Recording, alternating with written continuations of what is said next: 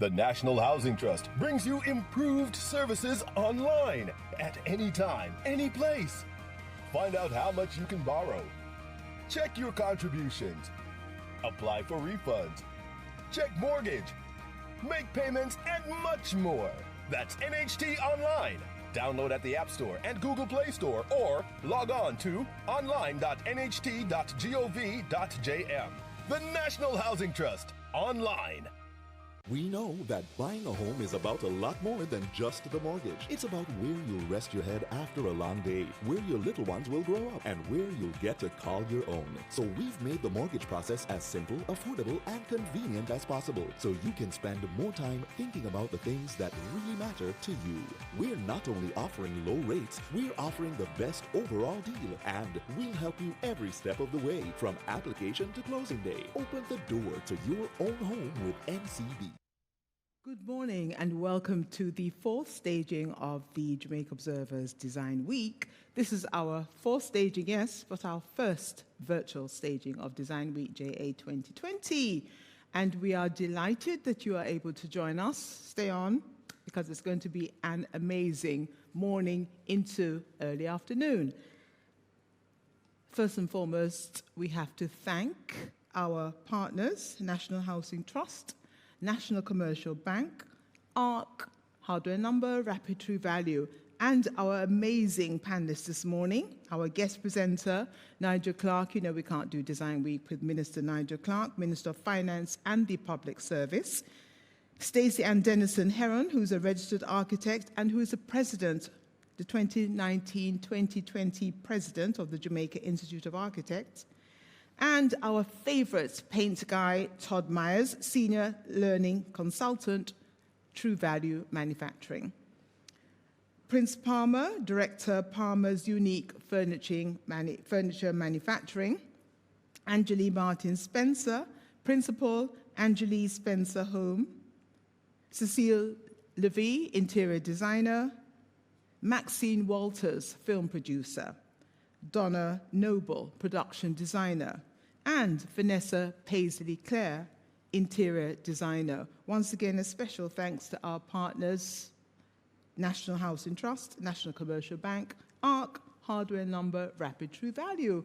I'm Novia MacDonald-White, and it's going to be an amazing morning of the latest design tips, innovations, and trends as we focus on inspired living. Don't forget, COVID, no pop down here. So without further ado, I'd like to welcome our guest presenter, Nigel Clark, Minister of Finance and the Public Service. Good morning, and thank you for joining us. Hi, Novia. Good morning. Good to be with you. First, I want to just acknowledge the other presenters in this Design Week and begin by congratulating you, Novia. This, I believe, is the fourth year of Design Week in Jamaica. Yes, and it is. COVID or no COVID, no pop-down business, you've innovated and found a way to deliver Design Week, abiding by all the protocols and doing it interactively. I want to say a big shout out to you for that. You show that life goes on even with COVID, and that's a very important indication, and one that we fully embrace here, speaking on behalf of the government of Jamaica. So big up to you and congratulations. Thank you very much. And thanks again for taking time out of your busy schedule to be with us. My pleasure, my pleasure. I couldn't miss it. This has been a tremendous success over the previous 3 years that you've had it, and I know this fourth year, first fully digital, is going to be a success as well. I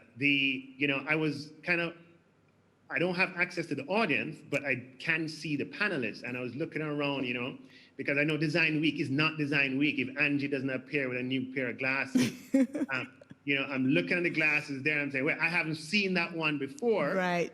And I know Angie fairly well, and I'm telling you, Novia, we need to ask her, where she got those glasses for the fourth Design Week. And at some future edition of Design Week, you should have, Angie's glasses from 2018, or rather 2017, 2018, 2019, 2020, and that itself will be a statement.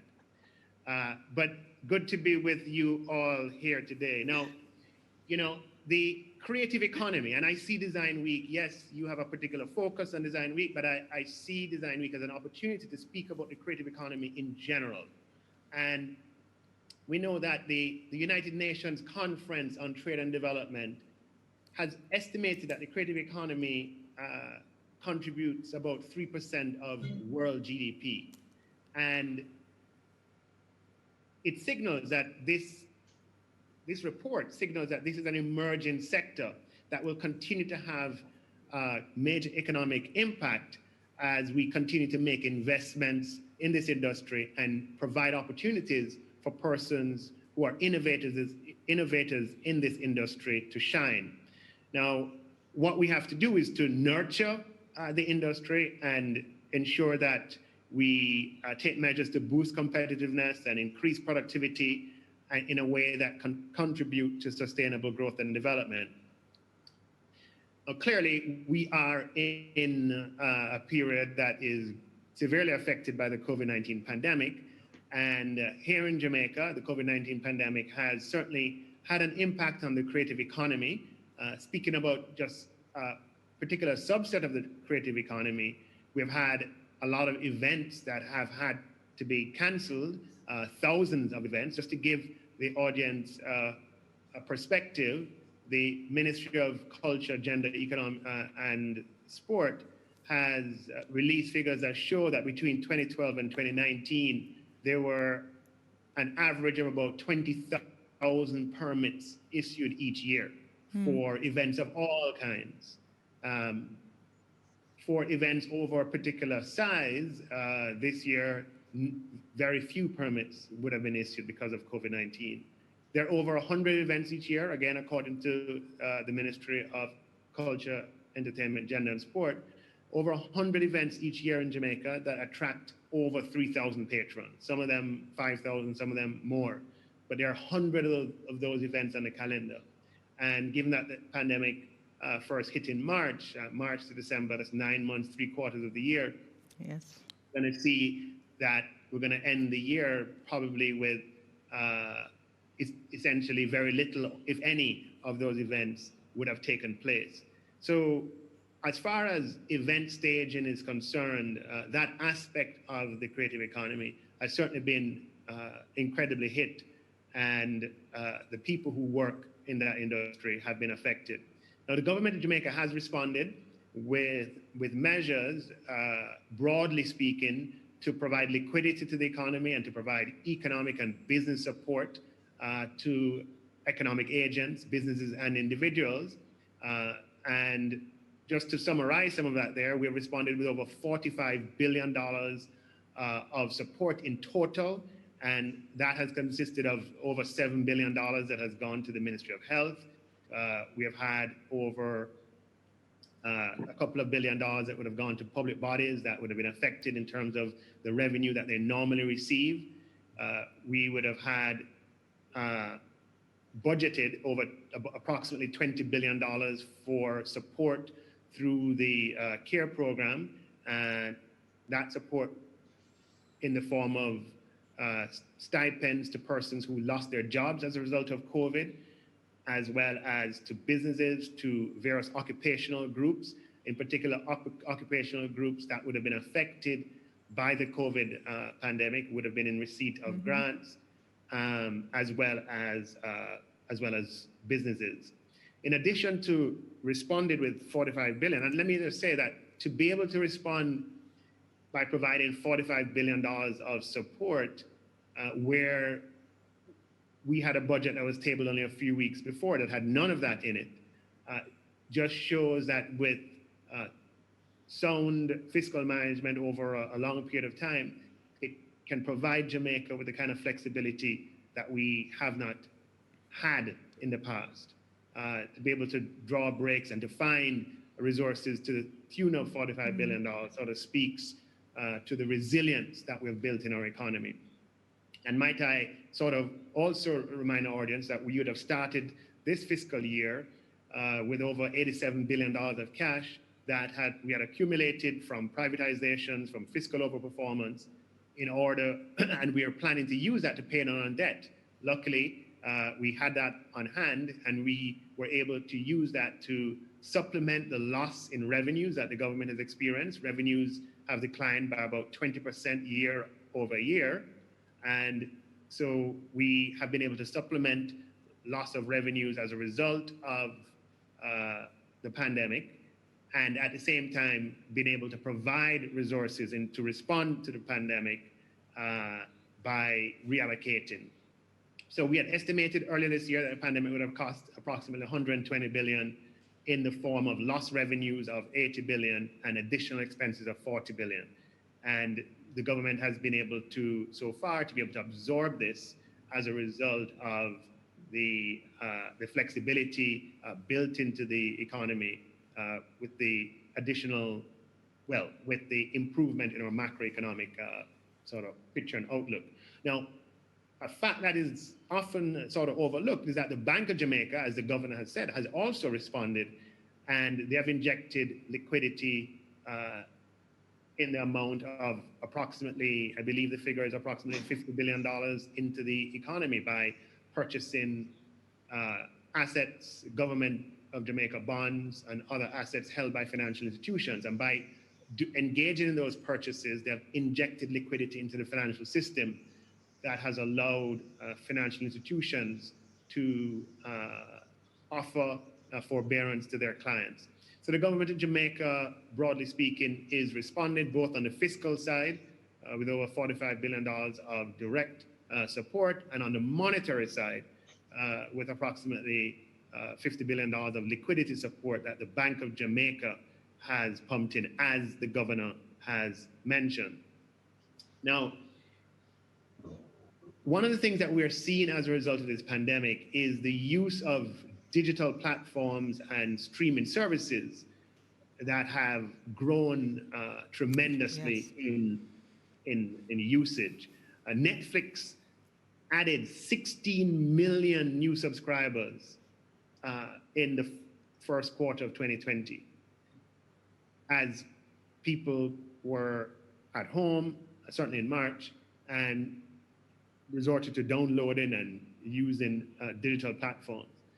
But the more interesting sort of example of the pivot towards digital platforms and the relevance of that to the design community comes from the story of the Congolese designer, Anifa Muvwemba. I don't know if anybody, well, you know, the Congolese designer who is the founder of the fashion house called Hanifa. She, earlier this year, became the first person to host her runway show at the New York, which was originally scheduled to be done at the New York Fashion Week earlier this year, but it was canceled naturally due to COVID. And she pivoted and debuted her latest collection called the Pink Label Congo via 3D renderings on Instagram Live. So, you know, just imagine that, right? She started her fashion house many years ago in 2012 with money that she received from a tax return refund, because, you know, she was had a retail job at Nordstrom, and, you know, you get your tax refund at the end of the year because your income is below a particular threshold. She used that tax refund to start her design business. Her first orders consisted mostly of prom gowns and other formal wear.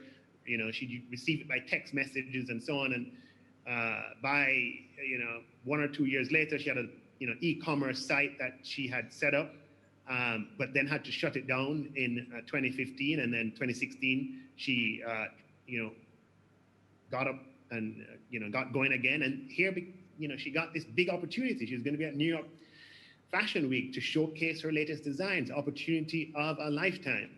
And COVID comes and that opportunity disappears, goes up in smoke. What does she do? Does she sit down and, you know, and moan and groan? No. I mean, like Novia, no pop-down business. She innovates. She innovates and she creates these 3D images of a model which is absent of human features, right? It's just a dress in a 3D rendering, and it looks as if somebody's walking down the stage or walking down the runway, but it's just a dress that is moving along the runway. And this was for her pink label Congo design collection, which, and if any of you haven't seen it, I would, it's interesting just to see what she did. This created waves around the world. No one had ever done this before. She was the first in the world to do this. And here, you know, this wasn't somebody who was from one of the major fashion houses in Europe or in New York. I mean, she's based in the United States, but she's a fashion designer that just came on stream a few years ago from nowhere. And she's taken the world by storm by innovating in the middle of the pandemic using digital technologies to showcase her design work in a way that's unmistakable and is unforgettable. Once you see it, you'll never forget it. And she has created something that everyone is going to want to follow. Now, the response, now, the very interesting thing that she did as well is that, you know, the sizes that were included in her show weren't just XXS. Let me see here now. Like Angie's, like an XS. Something like that. No, I don't know if I'm off. But I'm just trying to show that I know. Slightly, Yeah, slightly off, a little slightly off. off. A little bit. Maybe 15 years ago. Right.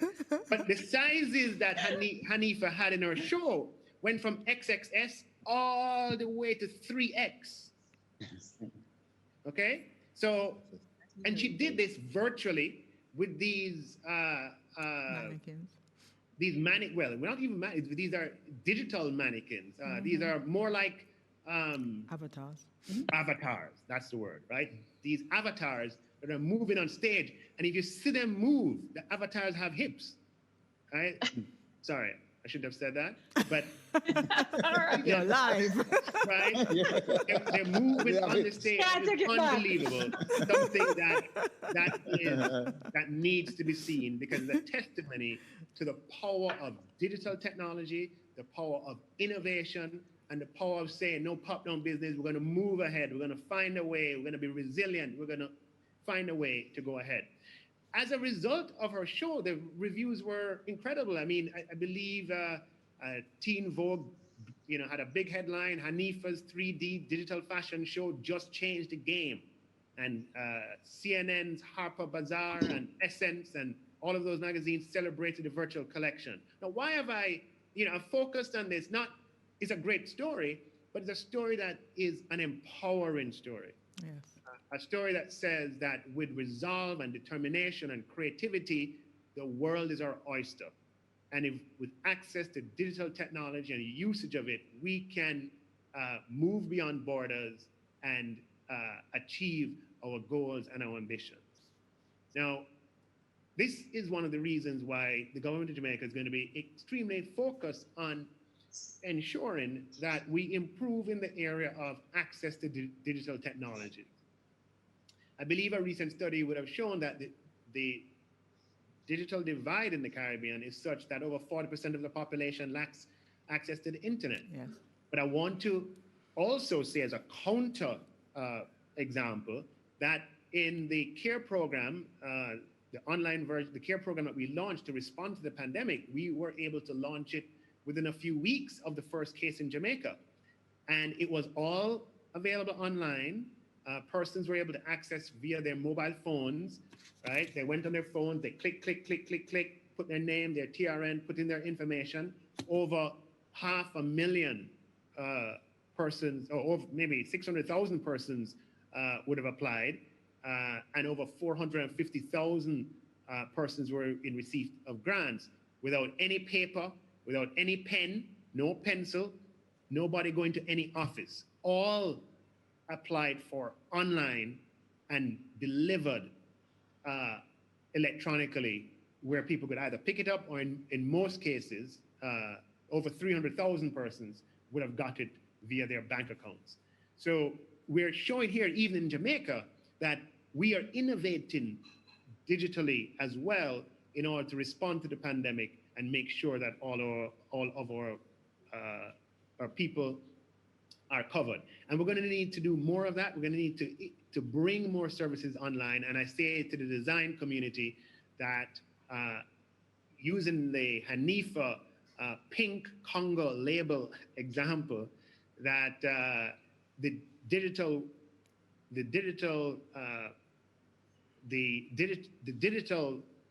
sort of world offers opportunity for you to leap on normal borders and boundaries. Good morning. What's up? Mm-hmm.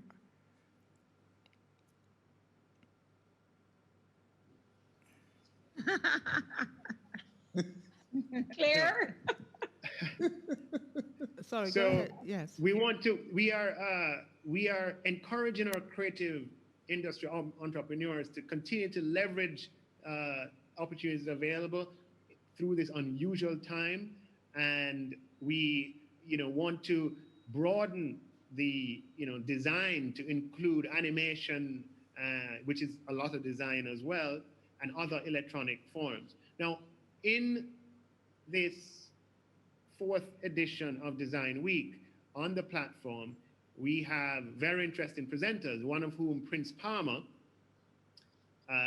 is a furniture maker and whose pieces hold pride of place at the most prominent villas in Trial and in Round Hill.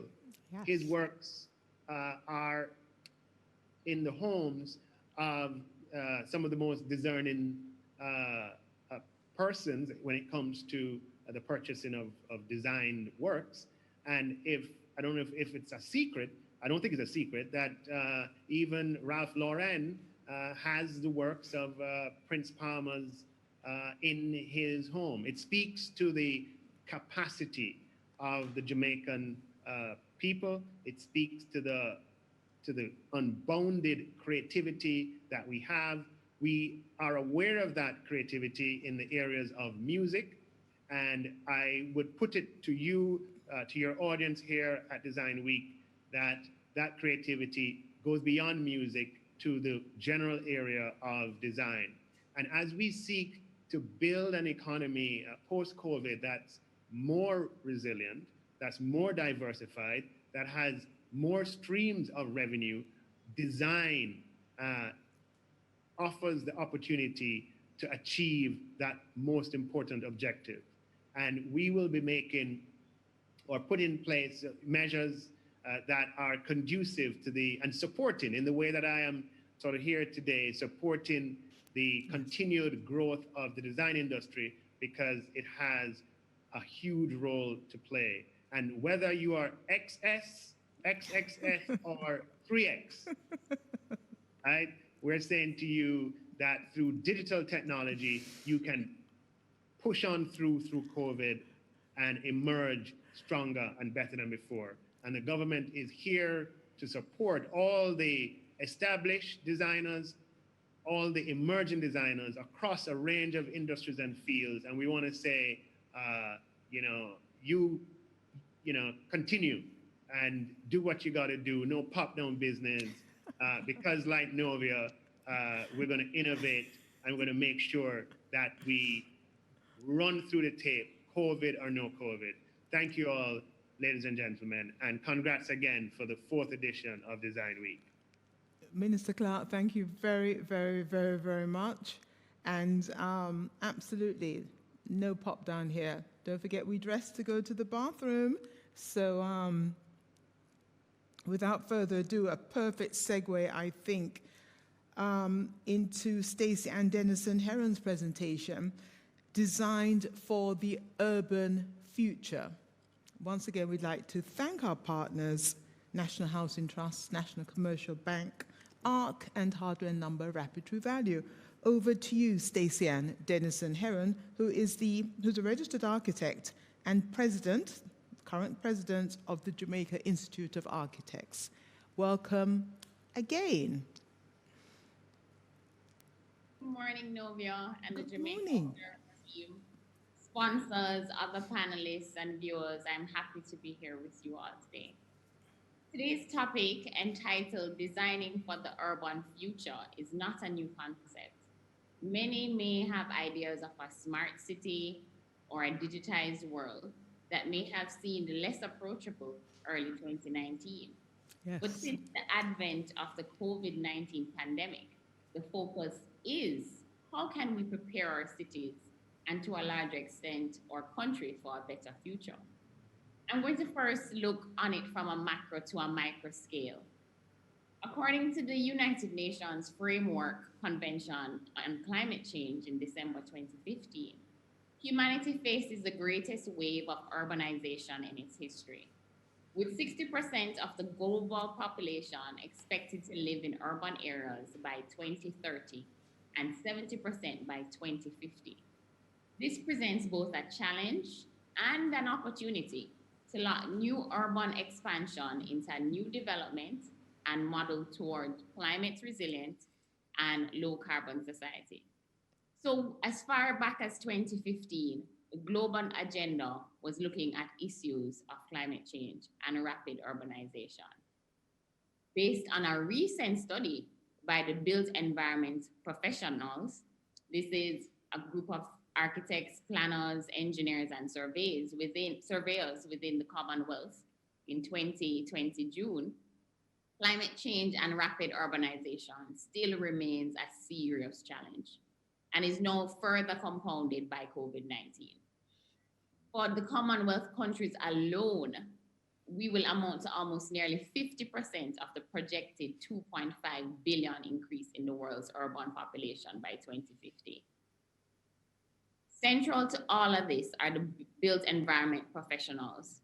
They are the ones who design the cities and human settlements. And we need to meet the requirements for achieving Goal 11 of the SDG for an inclusive, safe, and resilient and sustainable, not only city, but country. What are some of Jamaica's immediate challenges? Rapid urbanization and vertical sprawl poses a very serious design dilemma. In Jamaica, the majority of our towns were designed and built in a pre-industrial era, and we have been playing catch up ever since. The urban areas are rising, where we have multi-story buildings coming up. There, it's now commonplace, but at the core of the urban areas, the infrastructure provision is also inadequate, and this is something we do need to work on. Many of our cities worldwide are still not being designed for people in mind. The focus is more on the car than people. Limited sidewalks, little to no landscaping, no tree-lined streets, and poor street lighting, taking us further away from a walkable city. Not to mention, it's also not safe. It then takes us to urban sprawl, which is a side effect from rapid urbanization, which is also often very energy intensive. We're increasing carbon emissions, pollution, and commuting time. We're increasing segregation between residential and commercial communities, and this is putting increased stress on the ecosystem.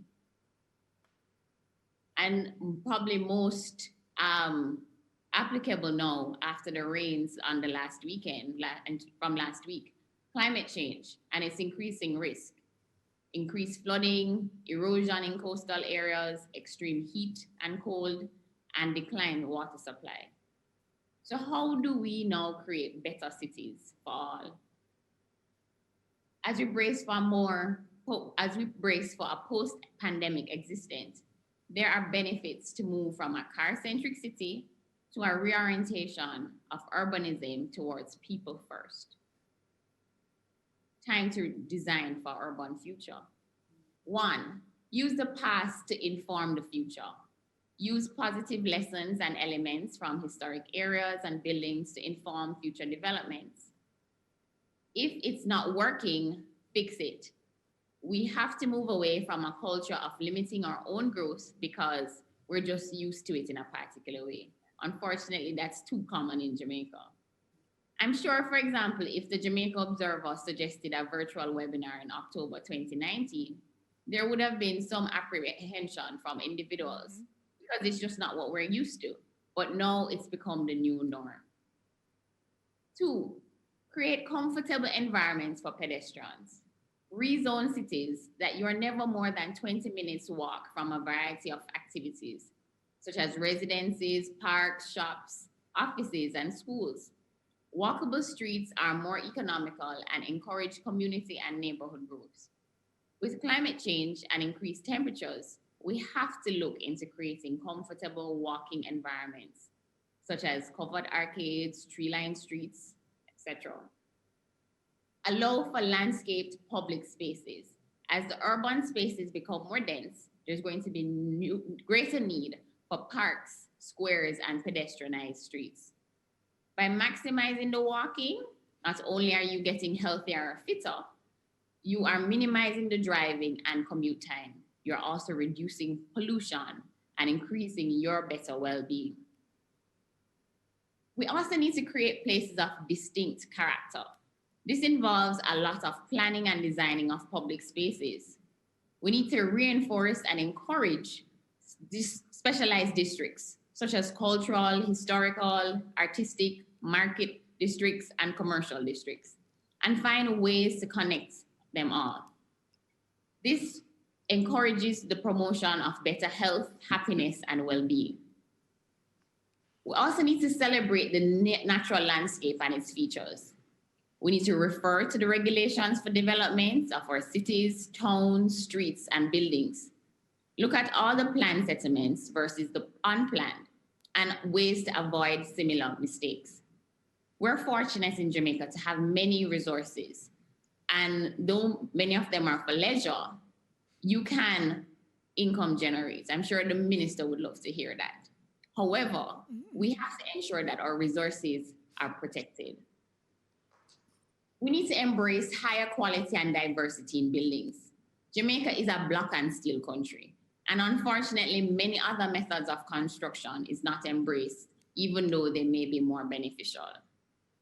Informal settlements and poor construction methods is widespread in Jamaica, and it has drastic results, especially when challenges from climate change occurs. Encourage the design of buildings that are not only applicable to our time, but our climate and our place. We need to integrate the transportation system, improve the linkages between the buses and the taxis. We need to look for other public transportation alternatives, develop bike lanes, reduce traffic. And we need to integrate mixed-use places, a place to live, work, and relax. This not only encourages economic viability, but it also makes the city more successful. Finally, create integrated and sustainable communities. Affordable housing, improve infrastructure in a planned and coordinated way, storm drains, roadways, water, sewage, utilities, you name it. Improve accessibility and safety, reduce energy and waste, and greater dependency on our resources, encourage social cohesion, look to incorporate smart city ideas, integrate the latest technology, allow spaces to transform so we can meet changes in housing, industry, and commercial needs. As we continue on our way through this COVID pandemic, we have to address the perception of safety and comfortability in order to enable our cities to recover faster and prepare for the new frontier. The future is urban. Our future is urban, making Jamaica the place of choice to live, work, raise families, and do business. Thank you. Thank you very much. I think you hit all the salient points in that presentation, Stacey-Ann, so thank you very much again.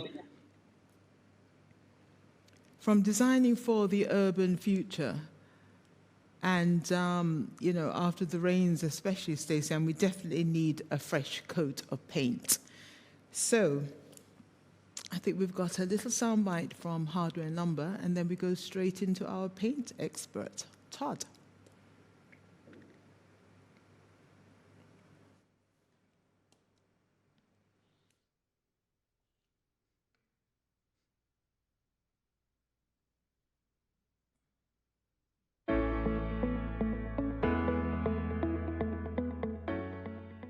Welcome to H&L Rapid True Value, Mandeville.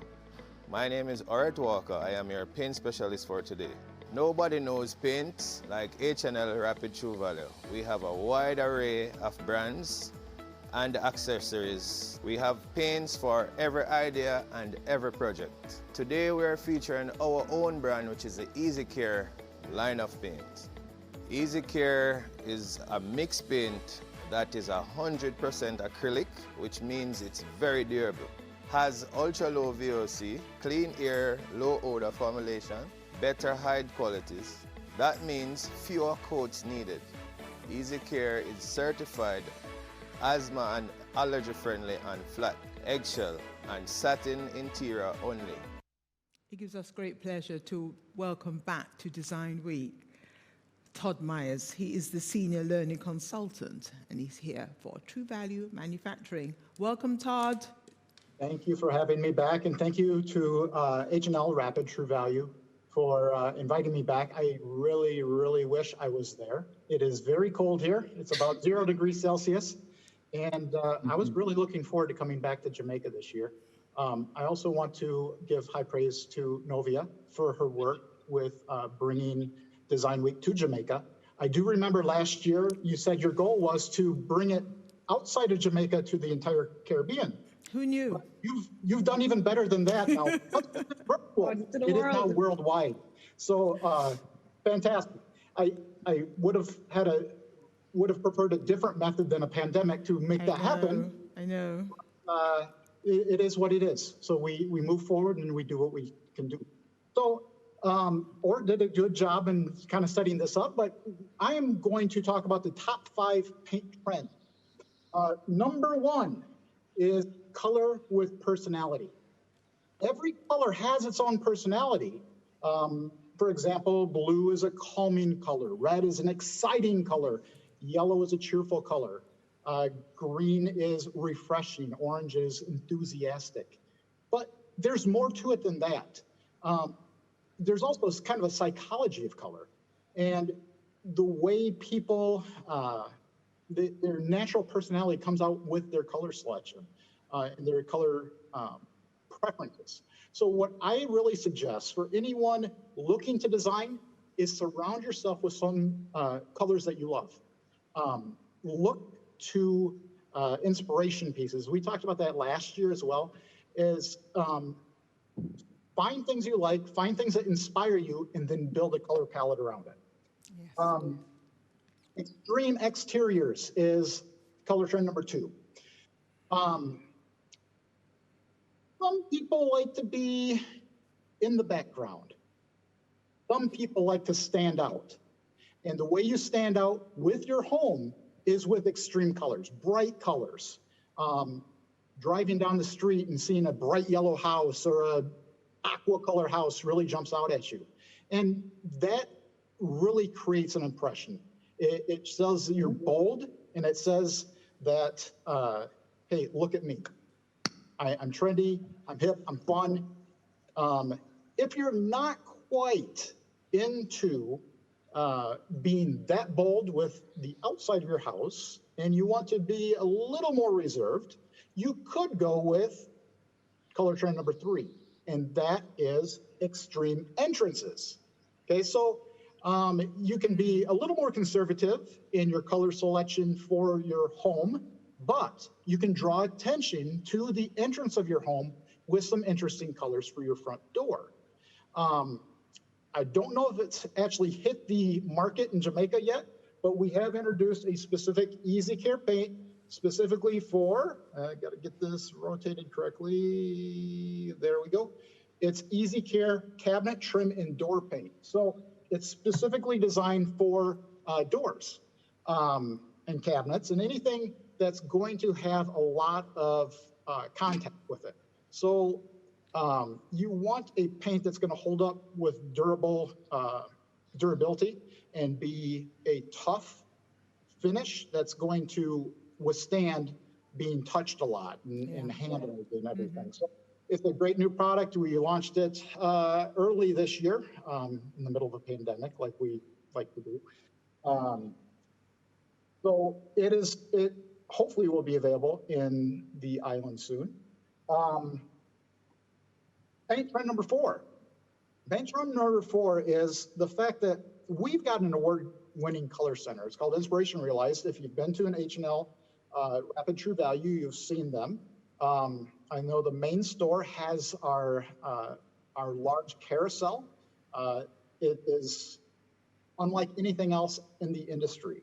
And there is a ton of colors that can be found on that color center. They're all separated by different hue families. But if you can't find the color that you want on that large color center, you can always bring in your own color sample. We're seeing more and more people bringing in samples and having them colored matched. That's something that not everyone knows is available. And the technology that goes with the fancy word for them is spectrophotometers, is the accuracy of them is incredible. And spectrophotometers, what they do in essence is the exact same thing the human eye does and the brain. What it does is it bounces light off of an object and then calculates the paint formula that is needed to create that very specific color. It's an amazing device, but it all goes back to Sir Isaac Newton and his study of prisms. And the way the human eye sees color is we have, for a lack of a better representation or explanation, is we have 3 color receptors in our eyes. And they're red, yellow, and blue receptors. Yeah. And what our mind does and our eye does is exactly what that spectrophotometer does. It reads the wavelength bouncing off of the object to create the illusion of color in our eyes. So the spectrophotometer does a fantastic job of doing that. And it enables you to, in essence, have just about any color under the sun that you can use in your home or in your design. Number 5 is something that's really cool to me. Okay, you've heard of accent walls. That's something we've had for a number of years. People will paint three walls, one color, and then one accent wall. Well, it's gone further now. Talk glam walls. Okay, glam walls, you can use geometric designs. You can do anything with an accent wall. It goes above and beyond color. On the screen you see, and Orit does a little demonstration with triangles and geometric shapes. You can do as little or as much as you want. Painter's tape is a great friend. Good painter's tape, press it down nice and tight with a putty knife and create your design, plan ahead, and then have fun with it. Find your color palette that works with it. And if you're a little challenged on color palettes, stop by. We have what were called idea cards. Idea cards have a 4-color pattern, and all you do is find one that talks to you or speaks to you and pull the colors off of that. And then you've got a nice palette there that's proven, is a proven color palette to use in your design. It's just an exciting time. What we've really seen with the pandemic is more and more people are home. Yeah. And for the paint industry, it's actually worked out really well. Our sales have been phenomenal because people are confined. They don't have other things competing for their attention. So those home improvement projects that had been put on the back burner, there's nothing competing for time to get those completed now. So we've seen a huge increase in paint sales. A lot of people are now that, at least here where the weather's turning, they're spending now more time indoors. So maybe they're doing more yard work, plantings, flowers, and things like that. It's now turning back to interior projects. So. Right. That's very true. Thank you very much, Todd. There's a question for you from Rebecca Francis. Are you able to match Pantone colors? We can. If you have a sample of a Pantone color, absolutely. We can pull the spectrophotometer and shoot that. It's kind of funny you asked that because the Pantone color of the year is a color called Classic Blue. And I wanted to paint my old office door the Pantone color of the year, so I had a representation of it. So what I did is I ordered a Pantone sample and put it on the spectrophotometer and turned out perfectly. So there you have it, Rebecca. Yes, you can. Here's a question for you, Stacey Ann Dennison Heron from Maxine Harris. I agree that we need to expand our use of new and appropriate building technologies. The problem is that many construction workers only know brick and steel. Is the Institute of Architects working with Heart Trust and any other organization to train in the use of other building technologies? This question is from Maxine Harris. For you, Stacey Ann. So not necessarily the Institute of Architects, but the Master Builder Building Association. You hearing me, Novio? I lost what you said, so if you'd like to repeat. All right, so JIA doesn't necessarily deal with training, but we know that the Master Builders Association, that they do a lot of training for contractors and their various skilled laborers. So usually they have training sessions throughout the year, depending on suppliers or manufacturers who have products. But I think if new building technology companies come into Jamaica and they're willing to train and they show the benefits and especially the cost saving, Yes. I think we would welcome it for sure. Definitely, I think so. Thank you very much, Stacey Ann. And thank you again, Todd. We move from Designed for the Urban Future, the top 5 paint trends, to Prince Palmer, a tradition of excellence.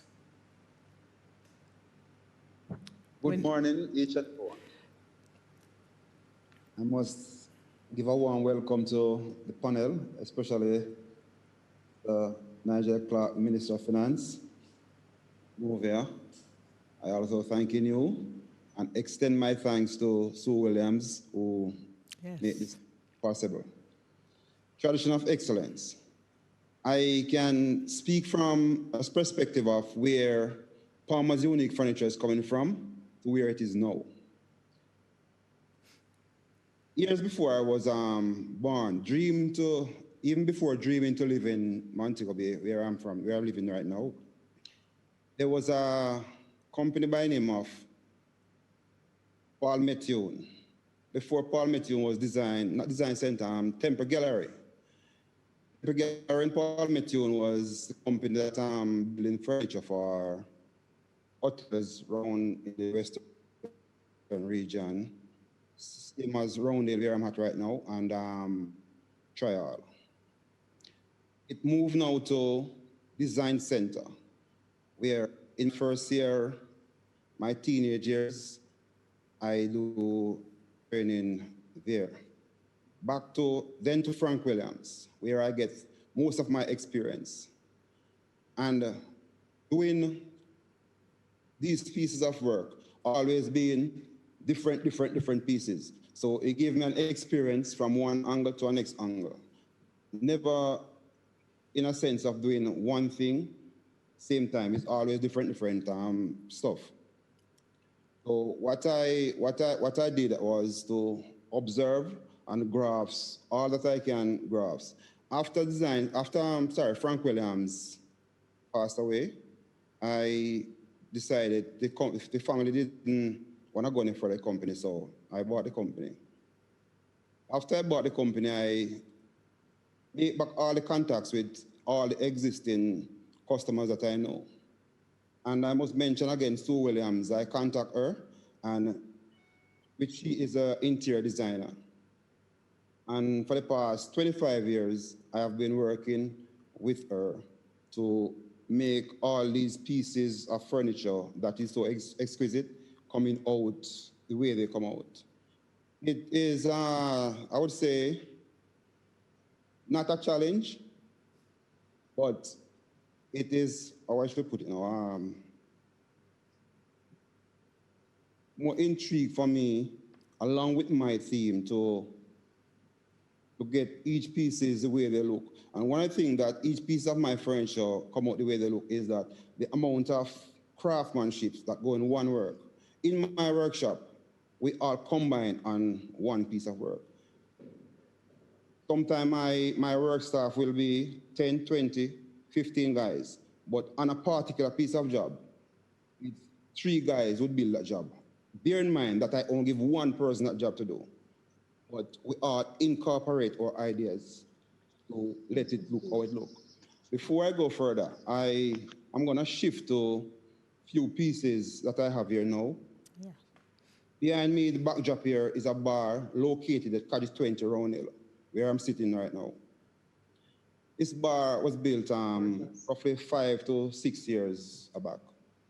And you can see the cane work that we has put in it. If we move towards that upward cabinet where the crown mold is in a tying with the ceiling going right across, around the mirror is also a rope carving. All my work are handmade.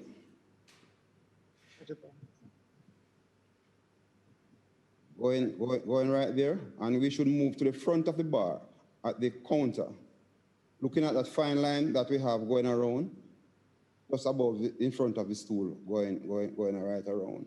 I will move from that bar now to a demi-loop desk I have behind me on my left.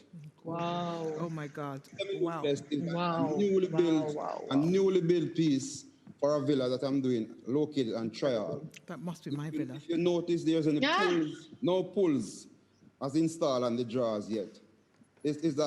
All these are inlaid. All the drawers are workable. Wow. Wow. Right. To design this piece, to just do the layout of it, it took roughly a week, because we have to make sure we draw it, we shape it before we even touch a piece of board. Because we need to get it as perfect as I want it, as the customer wants it. Because when I look at a picture, I have to view the picture through the customer's eyes. So this is what we got. We have to show you. All right. Wow. I can move now also where we have some planter chairs. 2 planter chairs and a triple pineapple side table.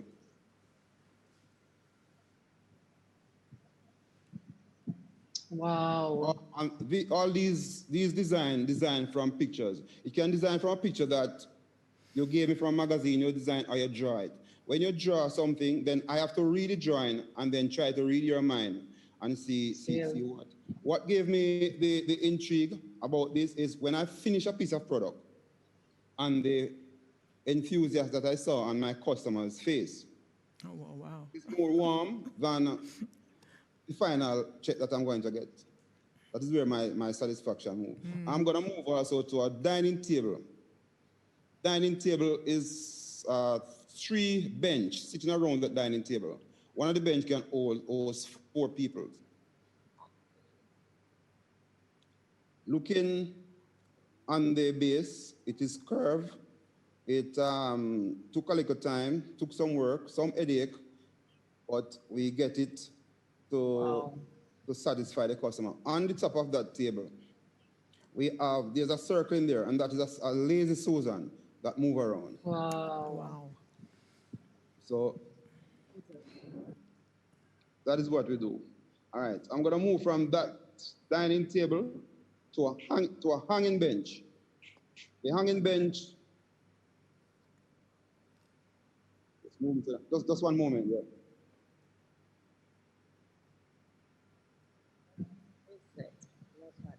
All right, those are 2 hanging bench that hang from the ceiling.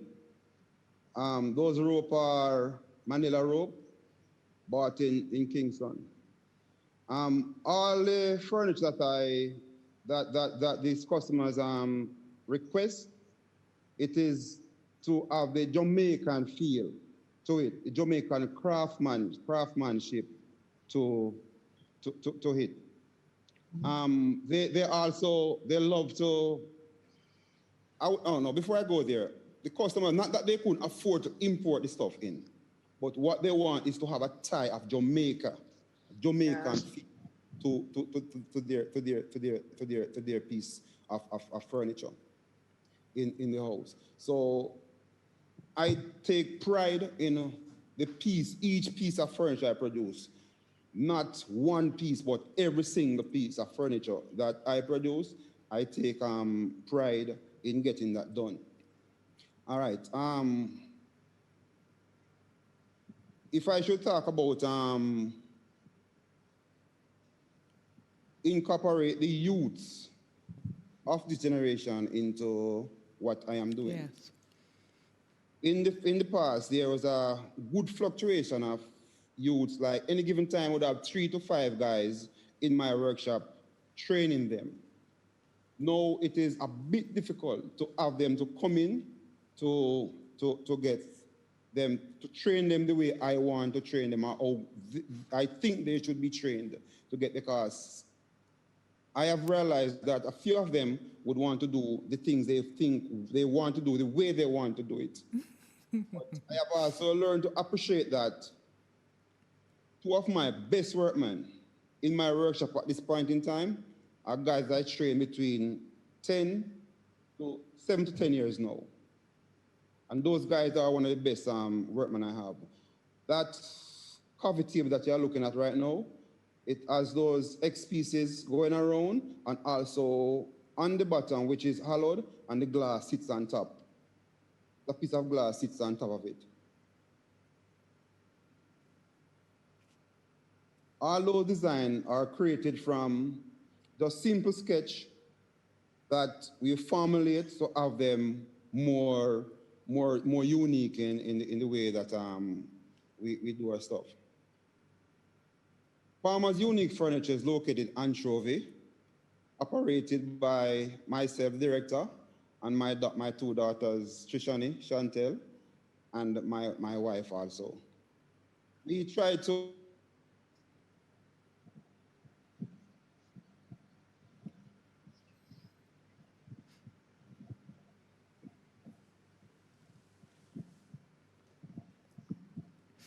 I think there's a little delay. Conti manufacturing, come back right. to Palmer. Okay, you're Right. back. Do you want to just repeat that, Prince? We lost you for about 20 seconds. 20 seconds. Yes, I was saying that Palmer's Unique Furniture was operated by Prince Palmer, the director, my 2 daughters, Trishani Palmer, Princess Palmer, my wife, Carmen Bear Palmer, and I want to leave that legacy for them to continue, so that when a next generation of investors come into Jamaica to invest, they will see my work as they always do, contact them, and that piece can continue. Those pieces can continue to live on. Furniture will come from different angles. A lot of import pieces are taking place, but there always, and there will be always, people who love the handcraft, want to walk into the workshop and look at a piece of furniture that is started from scratch. They saw it before when it just started. They saw it when it reached 60%. They have a look at it when it reached 80%, and when it is delivered to the location. They feel pleased, they feel satisfied. So I am now inviting any young people who want to learn the skill, free to contact me, come, and I will teach them. So they will have a legacy also to live on. Prince, amazing. Listen, I will come just to sit and watch, because, every single piece is worthy of genuflection. I've got some questions here for you, Prince. This is from Demar Rich. Do you have ready-made pieces for sale? And if so, where can I find your pieces? I can answer that question, Demar. Ready-made. Prince, do you want to answer that one? No, I don't already make pieces. I do custom pieces. Right. So that answers that So, question. You know, like yes. haute couture demain. Yeah, same way. Another question for you, Prince, from Jackie McDonald Davis. Where do you source the wood and the other fabrics? They're fantastic. The intricacy is amazing. All right. I source my lumber from all over Jamaica. I travel to St. Thomas to get lumber. I travel to Portland. I travel to St. Ann. I travel to Westmoreland. I travel to St. Elizabeth. Wherever I located dry material or standard material, I go and I go for it. Okay. Because selection of the material is very keen. The way the Sayaman cut the lumber is important to me. The way they store it is important to me. The grain of the wood is also important to me. How the grain of the wood is grown, how it is laid out, and what finish it will give me when I put all that together. So all those things have to tie into what I am doing. Could you tell us? Sorry. Yeah, go ahead. No, Repeat, you go ahead. Even when a customer come to me and give me a list of things that they want to do, from the moment I begin to look at those lists, I began to create in my mind which one of my workmen I'm going to give this, that piece, and that piece to do. Okay. Everybody watching wants to know how to get in contact with you for training.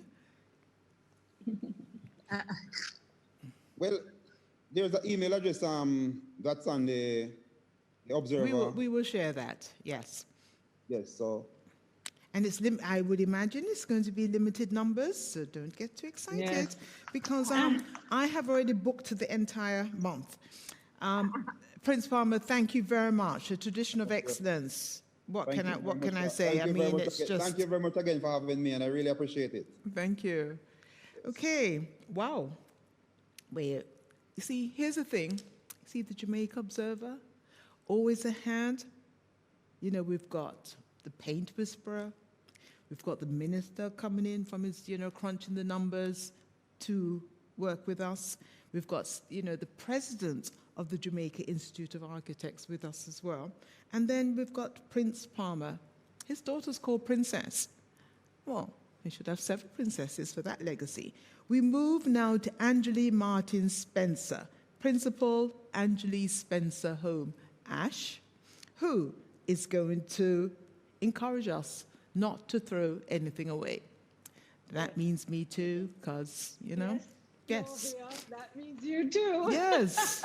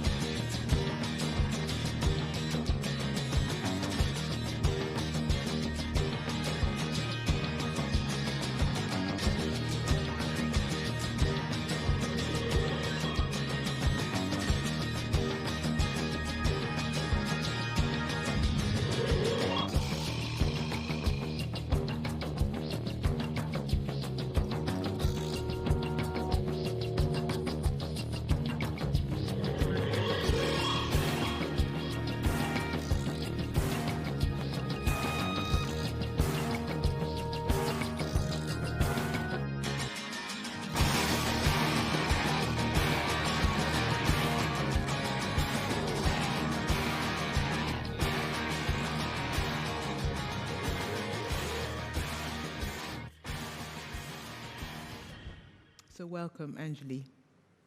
Thank you, Novia. Good morning once again. Good morning, O team. Good morning, Phase 3, and the fellow panelists and their viewers.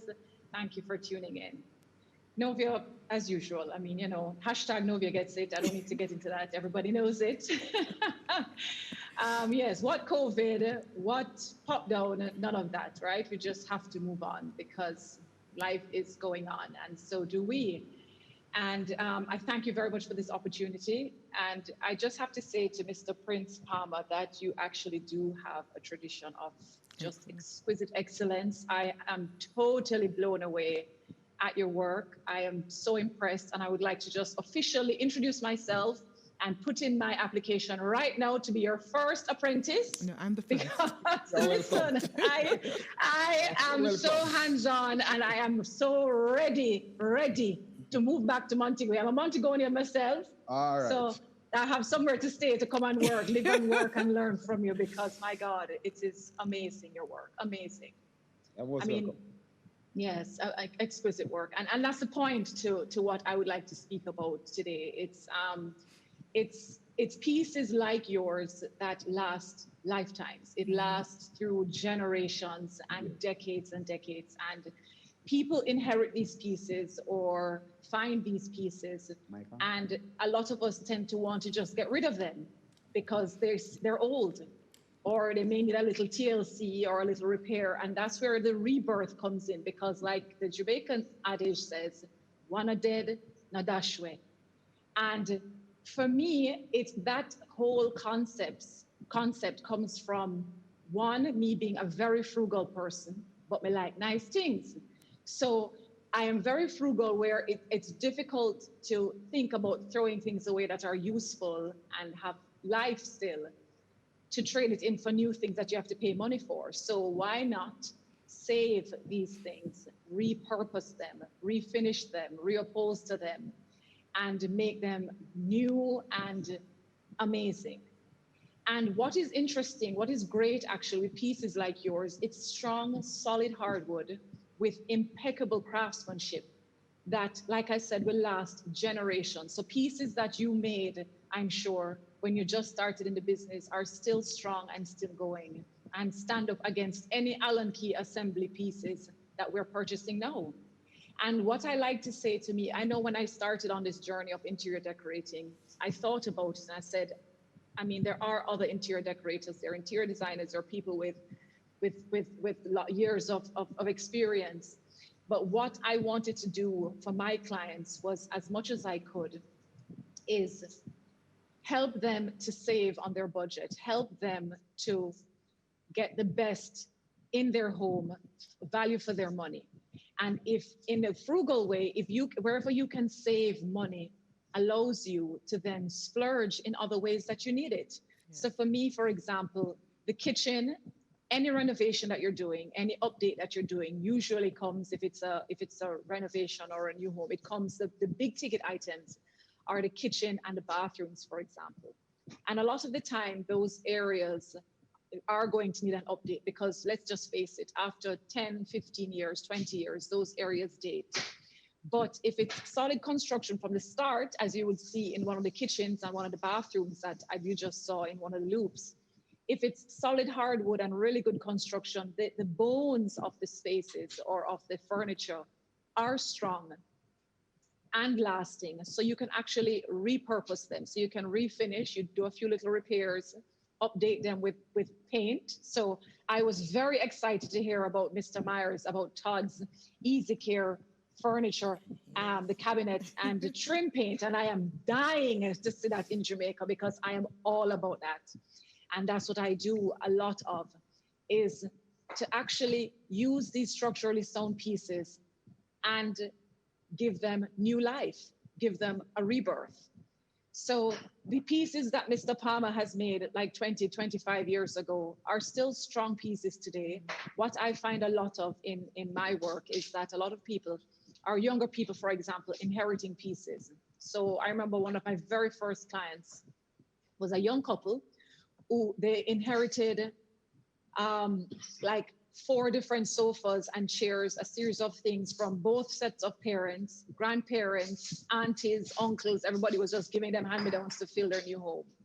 And yes, they had a beautiful new home that they had to furnish, but they just did not have the budget to furnish it. So they were very grateful for the pieces, but everything was a big mishmash of nothing that went together. And simply by putting the pieces together that were related in terms of shape and scale, we assigned them to different rooms. And then I just reupholstered all the pieces to create a cohesive look and feel in their home. So we had pieces that were perfect for the patio, that we themed for the patio, and then for a TV room, and then for their living room. So that's actually what I like to do, because the money that you save in reupholstering and repurposing can then go towards tiles, or it can go towards a new sink, or it can go towards appliances. So that's the purpose of all of this. I mean, there is someone here in this webinar who shall remain nameless, who had downsized and thought that she didn't have anywhere for 4 incredible family pieces. Like, these pieces were from her parents. They meant a lot to her. There was a lot of sentiment attached to the pieces. And I went into the space, and yes, she had a smaller space. She had a newer space. And I had to find a way to incorporate these beautiful pieces that meant so much to her into the space. So I converted, for example, a bed. I mean, all the rooms already had beds in the room. And I looked at these beautiful pieces and I thought, how can we possibly part with this? And so I repurposed the headboard and footboard and constructed a beautiful bar that is now on display in her dining room. And it just works perfectly. And it's the mix of old and new and function, as well as the practicality and the versatility. So that's actually one of my absolute favorite rebirths. And it was featured in the Design Week supplement that I'm supremely proud of. I mean, the bed became the bar, and the wardrobe became it was a bar/TV stand. So I really love that as well. And what was interesting is the dressing table that had, I don't know if you know those Jamaican dressing tables that had this beautiful circular mirror on it, now sits in her entryway.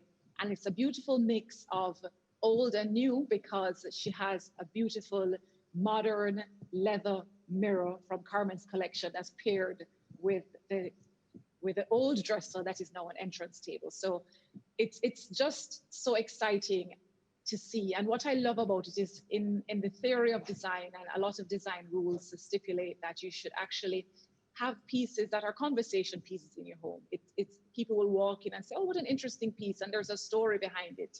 It also is the sentimental value that it holds to a client. It's your parents living on in the piece. It's your children living on in the piece. And that's really what Rebirth is about, is trying to keep as much as possible of the old, for sentiment, but also for quality. As designers, I know Cecile and Claire will tell you that we come across a lot of Allen key construction. I mean, you literally find you get a big chair in a small box, and you have to join pieces together with an Allen key. And after a year or so of continuous sitting, especially chairs, they start to rock and shake and they're compromised. I mean, I get it as an upholsterer, where people ask me to reupholster pieces. And when I compare quality construction, like Mr. Palmer's pieces, for example, solid hardwood frames, to the Allen key constructed pieces, I mean, sometimes my staple gun is shooting through the pieces and breaking the wood, because it's cheap ply. I mean, when I pull down the sofas, people use like packing crate material to use as the frames for the chairs. And I mean, it's just appalling. And you're not paying a little bit amount of money for it. You're paying a lot of money for it. So you look at pieces and you can say to your decorator, you can even look at it yourself. If it's structurally sound, you can strip it right down to the bare bones, as you see with one of the armchairs that I had there. I mean, I had that chair for many years, and I remember an older child came and he jumped on the chair and the arm broke off. And I mean, it was a solid hardwood frame, but it had gone through a lot. And when I stripped it down and I saw even just the frame of it, just what they had used as supports, they just used scraps of old furniture, of old fabric, And I repurposed it when I stripped it right down to the bare bones, and I repaired the arms and I strengthened the frame itself. And then I added solid jute webbing and basket weave to get it as structurally sound. That piece I know I can hand down to my children, and then they can hand down to their children. And I mean, when you look at the pieces of Mr. Palmer's, yes, they're solid hardwood, probably mahogany and cedar and bongo, and they're stained dark wood. But if someone passes these pieces down to their children, or somebody purchases a piece, or somebody buys that villa, for example, and they want something light and fresh and bright, it's easy to just sand it down and respray it with Easy Care's cabinet trim and door paint, and you get a brand new fresh color. I mean, I think of one of my clients as well, who she had pieces that you saw it on the slide from her grandmother and her mother. And I mean, God rest their souls, they've now passed, and they meant so much to her. She was also merging herself and her husband's pieces, and everything had to work together. So we had 2 different wingback chairs, but with the combination of matching fabrics, the 2 different chairs now became a perfect pair. And she had this old table that just was a little dark and heavy for the space, and we were going light and bright, and she loved blue. And we just got this beautiful blue color that we repainted the table and just transformed it into, you know, something just beautiful and exquisite. And she's so very, very, very happy. And like I said, with the kitchen cabinets, I had a renovation recently, and it was a tight budget. And when I went and I did the inspection, for the most part, the kitchen was, I mean, even the cabinet doors, everything was very, very strong and solid. The countertop was dated, for example. So the only thing I really needed to do in there was just to take out the old countertop, and I put a fresh new white solid stone. But then I just sanded and refinished the cabinets into this beautiful light green. I found a beautiful matching tile at Your Partner's Tile City that just finished that kitchen so beautifully. We put modern pulls on it, changed out the faucets, and this kitchen was brand new and beautiful. And we saved millions of dollars just doing that. I remember there was also a bathroom as well. That cabinet was actually still very solid. It was in good shape. A couple of the doors were not so strong, weren't so sound. And we just, luckily there were single panel doors, very simple. I just redid the doors, repainted it this beautiful emerald green, found these gorgeous copper and black leather pulls to put on it, changed out the countertops, put modern vessel sinks, beautiful Kohler faucets, changed out the mirror, and added a pair of beautiful mirrors, and just transformed the space in a way that was just so beautiful. It's a great story as well to share, but it also just really revitalized the space, and most importantly, saved a lot of money. So of course, we were able to splurge in other areas, because the other bathrooms, for example, we had to get rid of those pieces. At least we saved money there. So like I said, you know, we're not dead really and truly in Adashitwe, because it just, there is life in the older pieces, in the stronger pieces.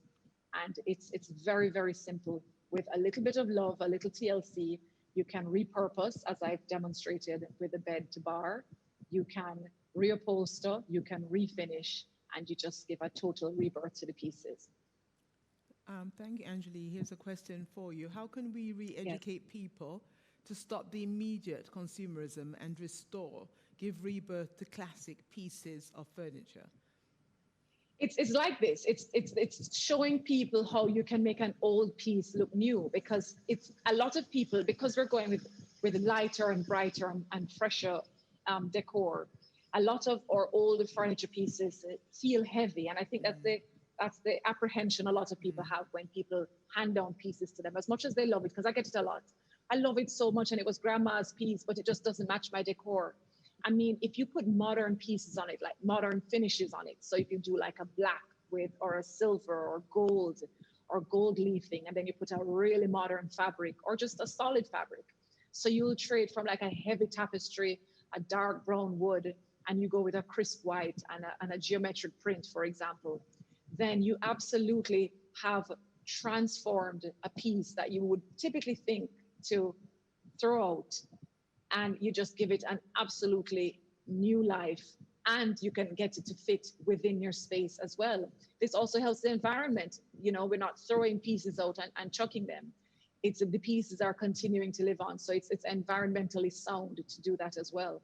So paint and fabric go a long way, and you can coordinate 6 different pieces from 6 different eras, 6 different styles, simply with paint and fabric. If you use just those 2 elements, because you'd have to reupholster the chairs anyway, and you'll have to refinish the hardwood pieces, the wood pieces anyway. Just paint and fabric make a huge difference, and coordinate the pieces and make them cohesive.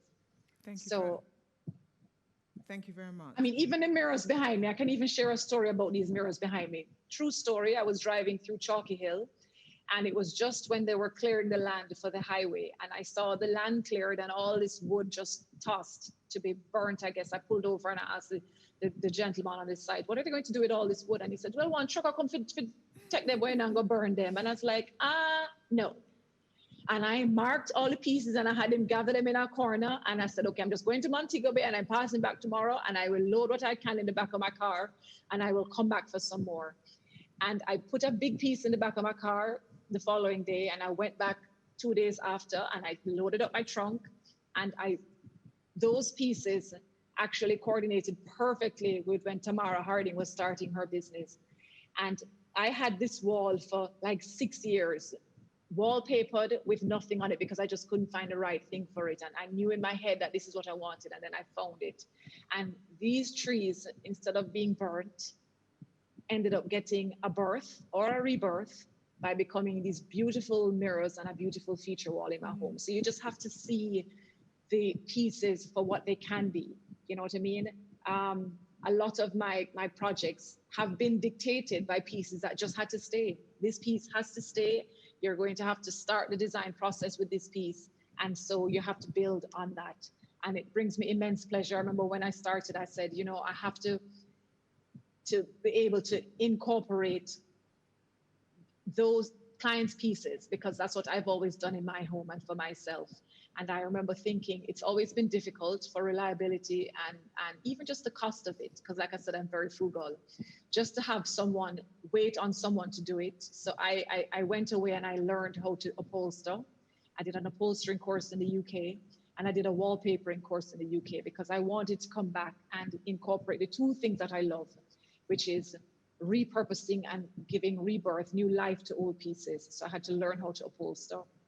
And I always love a feature wall. So it's very exciting to hear about the glam wall, Todd, because yes, an accent wall is so much more than just painting 1 wall a color and 3 walls another color. You know, an accent wall adds so much life to a space, and it just gives a space so much personality and character.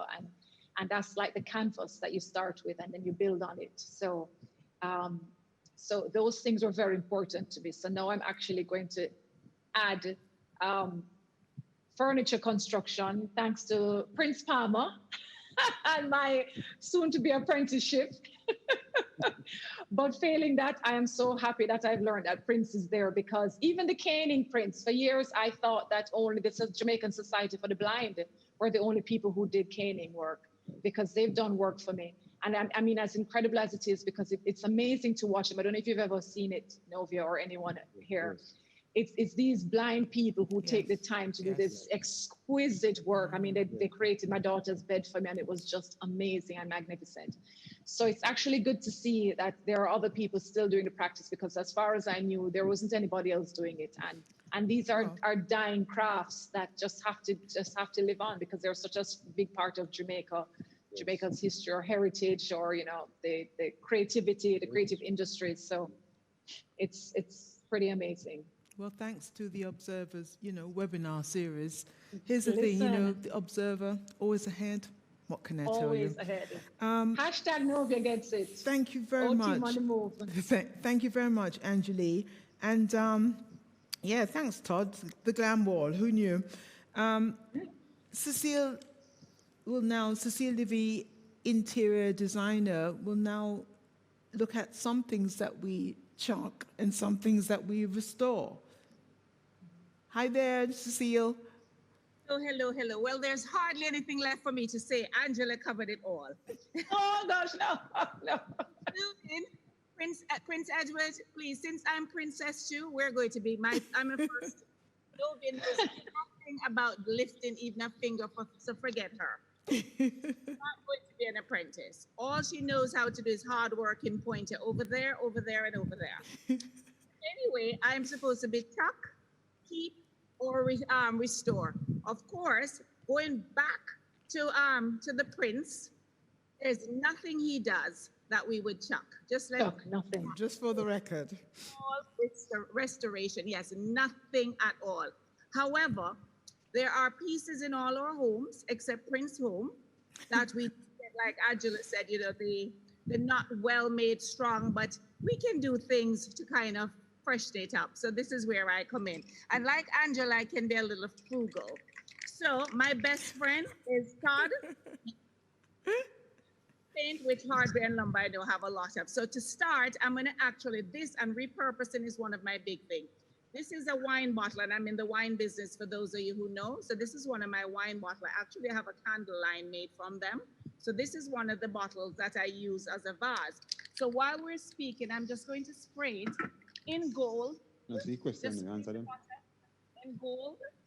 And of course, you're going to do it much neater than me, but for time, and we're going to pass over it a couple times, and we're just going to show you how simple things with spray paint can just be refurbished. So I'm going to give it a little time. And I heard Todd talk about painter's tape. This is what I have around it, so the paint does not get to the top of the bottle. So I'm just going to give it a couple minutes. So some of the things I'm going to talk about is that fancy chair. I hope you can see it. This beautiful chair.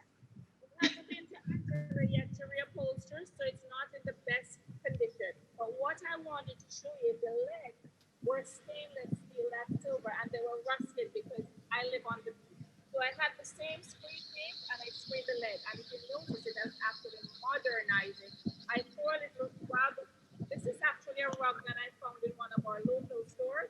And to just glam it up, especially if you have a daughter or a female, and a beautiful cushion. And again, modern. This again too was one of those old dark color table. And I was about to chuck it, and then I go, no, gold paint again. So I gold painted it, and again, it looks fresh. Stones. These are just regular yard stones that I use white paint on to give a little fresh Caribbean perspective. So you don't need a lot of money to do things. So when your home is popped down, there's no excuse to say that I don't have any money. No. This vase here, oh, chop that we chopped. This vase here, see it? It used to be this, you know, those little inexpensive, I'm not going to say cheap, vase arrangement from when people really are sending flowers, not because they love you, but because they have to. And I sprayed white, and again, it took on an Art Deco form and look a lot more fresh, modern, and glam. And I'm sure Todd has a paint just for that. Don't you, Todd? Yes. Yes, he does. Another, again, hate throw away things. This was my office thing to hold your file folders. I decide no chuck in here. So I sprayed this again yesterday when Novia told me I have to find things to do. I told you. What I do with it, instead of using it for my file folder, I'm going to put it in my kitchen and use it for my chargers. So nice. My chargers, and if you can see my chair, and also your big platters. So here it is, guys. Look at that. Whoops. Repurposed for both your platters and really nice big platters, and how beautiful it looks. It's very organized. Absolutely. And easy to find your big pieces, because you know when you have it horizontal. Yes, when you have things stuck horizontally in your cupboard and space is tight, it's hard to pull it out. So when you do that, it's easy to find your things, and it really makes it pretty. And gold makes everything pretty. This was another table again, definitely not constructed by the prince. And instead of throwing it away, I gold painted it again. and I got a beautiful white piece of granite on the top, and again, a nice top. Again, guys, because we're not seeing the table. Huh? We're not seeing the table. In the table? Oh, here it is. Flip the camera. Right. Here? Yeah, so it's a nice table, and I just put on a basic white top, marble top. Yeah. So, and because it's spray painted, every time it gets a little tarnish, I will just redo spray paint it again.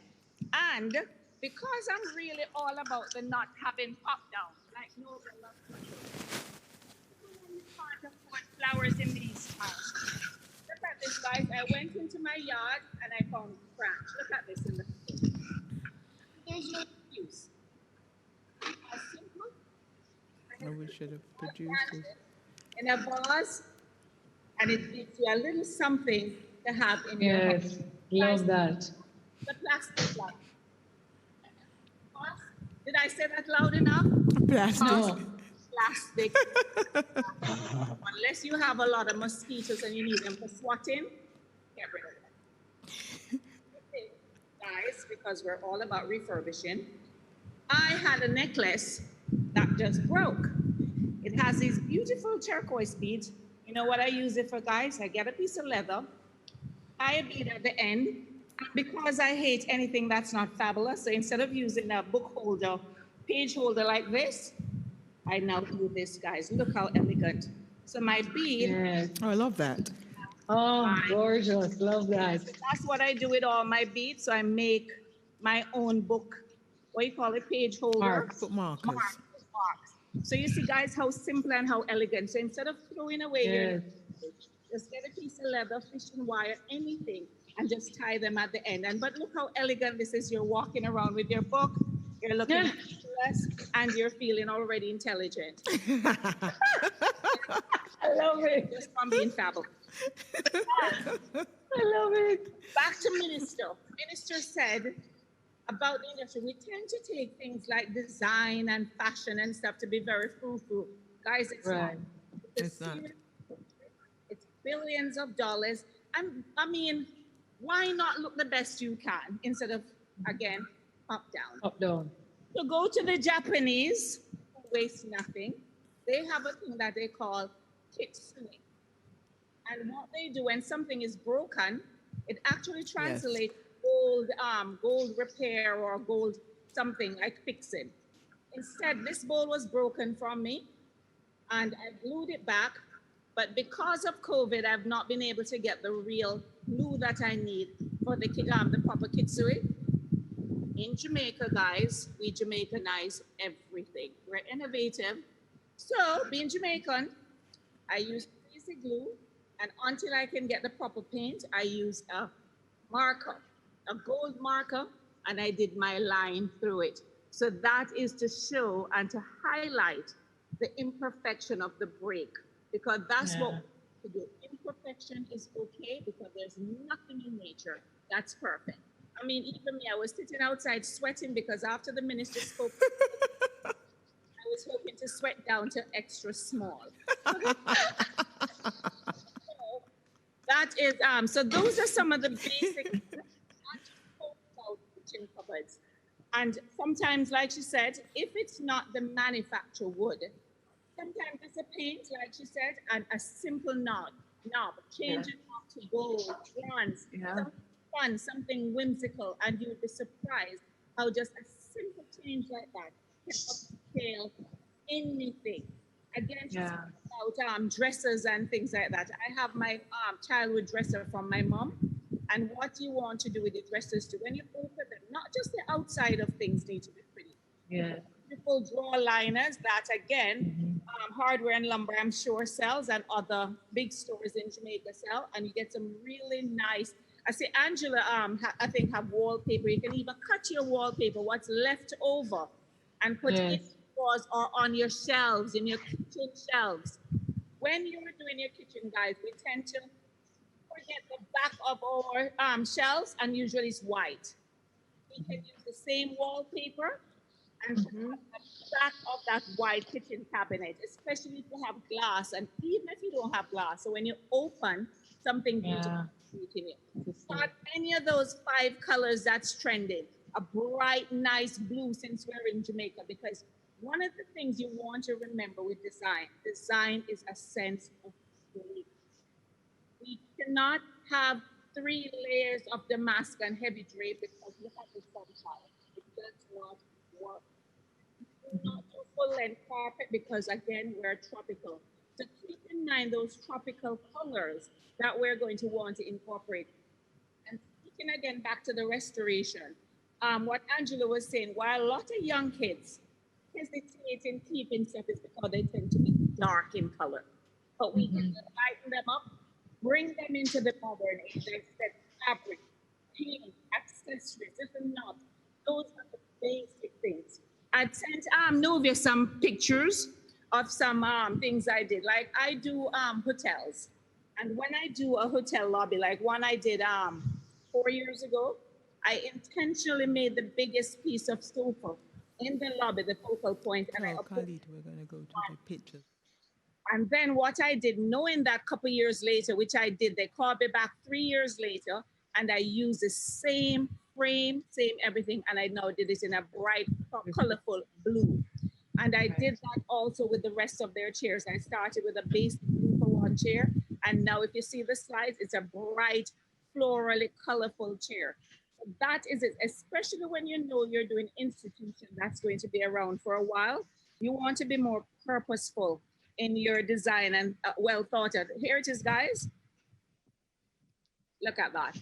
So this is a cut wine bottle, and I've taped around, and now look at how beautiful it is as a gold accent vase. So you can do that with any bottle, any clear bottle or anything, whatever design. I could have put another tape around here and do the top and leave the middle. So it's up to your imagination to do what it is, but just to give you the ideas how simple it is to create. Because if I had this in my home and you came by, you would not think this is a wine bottle that I cut and that I spray paint myself. So, and again, guys, keep in mind, designs, like for example, that big red lipstick and the trunk, Angela kept a piece of trunk. That's a tree that they cut to, and I asked for the trunk as a coffee table. So I use it in front of the red lip, and the red lip had a little crack. So the people I bought it for intentional didn't want it again because it was in a commercial space and they didn't want anything that was popped down. But of course, it's in my garden, so I could actually use it because the crack was not that big. So sometimes you just have to find things and new ways. Like I have a big stone there. I use it in my bathroom as a soap dish. So we just have to go around and look and see what it is that we can repurpose and reuse in our life. It does not have to be new. Repurposing is a huge, huge, huge market. So let's go to the slides and see if we can find them. Right, we're going to take a look at some of Cecile's images now. Guys, that was some chairs that I bought. Those were some plastic chairs with some metal legs. I saw them and I really love the design. They were not bought for quality or lifeline long furnishing. But after I had them, the sun started to burn them out. So the chair got ugly and the legs start rusting. I think they're gone, Novia? Yes. Yes, that is the same red chair. That's the red chair, and I'm going to show you the afters. I actually looked at them, and just as I was about to throw them in the garbage, I thought, why not magazine them? So I took Fashion Magazine and glued the magazine onto the shape of the chair, and I did a collection of 6, each different magazine print. I wish they'd come up for you to see. And now I use them around my dining table or when I'm entertaining because they're very light and stackable. So I just keep them to the side and I pull up when I need them. And I had them in my design office for the longest time. Which, coming back now to the biggest repurposing, the property I live on had a container, 40-foot container, which was derelict. I mean, the roof was rusting, everything. And one day I'm passing and I go, wait a minute. I opened it and it was just in horrible condition. And I said, no, but I want this as my office. So I called my contractor and I asked, is it possible? He said, yes. So we painted, fixed, we left the rotten holes in the roof, but we covered it with a clear zinc so I could get the lights in. And I refurbished it with change a plank floor. I think some of the pictures are coming up now. They're there. We're looking at them. My container. Oh, gorgeous. I the floor and I turned it into my office and my art gallery because I also paint and I collect. So if you see the red chairs in there, I designed those chairs, and those chairs were designed 13 years ago, and I've reupholstered them at least 10 different times. Just every time a whim catch you, you just change it, or when something is new or something, you just take it out on your chairs. Some of the planters chairs that Prince Palmer have, what I've done with those, my cane broke, and I knew School of Blind did it, but I was kind of lazy to move it to Kingston. So I pulled off my cane and I had a animal skin rug. Cow skin rug is one of my signature. Every design I do have to have one. I just love them because it just gives a nice, whimsical, modern feel to a space. And I cut one of my rugs and I used the rug to reupholster my planter's chair. So it used something that you would think of as cane and very old-fashioned and brought it into a more modern feel by using the cow skin. And then I stud around the ends of it. I can't show it to you because it's at another place where I have a home. So those are the little things. So just go back through your home, look at it with fresh eyes, and then you have a chance to really bring things back into your space. And like I said, here it is. You can't go wrong with these. And I'm sure the new one, you have the chalkboard. Actually, guys, this is a fun thing, especially for children. I'm sure they have the chalkboard paint. Use that on any wall, especially if you have a beautiful kitchen. Use it as your menu board. Use it as a way to communicate with your family. So there's just so many ideas. Like before, the wind blew, I had an old closet door that fell out of my closet, and I put it behind as a backscape. That, my guys, instead of throwing that out because your cupboard door is broken or you're going to change it, that would have made a beautiful headboard for a twin bed, because you get the height. And when you have small spaces, you need some height to carry the eyes up. So when you're hanging your curtains too, you hang it as high as possible. So it gives the illusion that the room is taller than it is. So that would have been a beautiful headboard, sprayed in a nice color to match the decor, and put some really beautiful artwork on top. So there's nothing, unless it has insects in it, or I can't even imagine outside of insect, and not a reason to throw out good furniture. And if you have no space for it, then gift it to somebody else. Gift it to somebody else, because this consuming, as somebody asked before, it's one of the reasons we're in a lot of problems that we are in. Everything does not have to be new to be fabulous and appreciated. I think I spoke long enough. I was trying to speak longer than Angie. Am I there yet? Well, we move from Cecile and the joys of, rebirthing, repurposing, and paint to the set. When discussing design, it's about interiors. And immediately I knew that we had to, getting this panel together, I knew that we had to find Maxine Walters. Thankfully, she was, when I called her, Maxine's in the middle of a set. So I couldn't get to speak to her until later on. But I just, managed to convince her that she had to join us. And I really, really, really am thrilled that Maxine Walters, who is our celebrated film producer here in Jamaica, is with us. She's going to speak to creating the set from concept to delivery. But before we get to Maxie, we're just going to, enjoy something that she worked on not too long ago with one of our favorite personalities.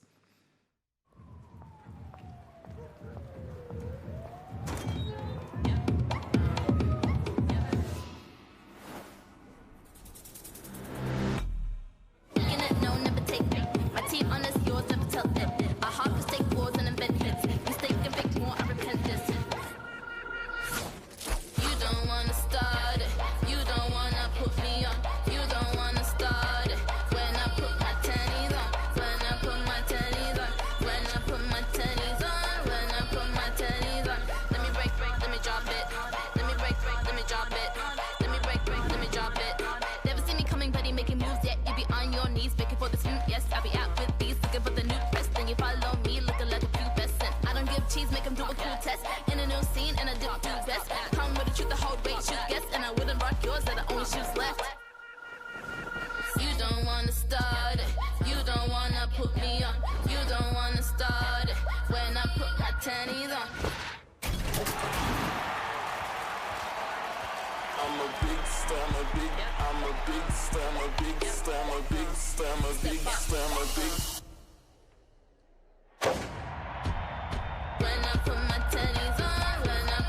Don't win to celebrate.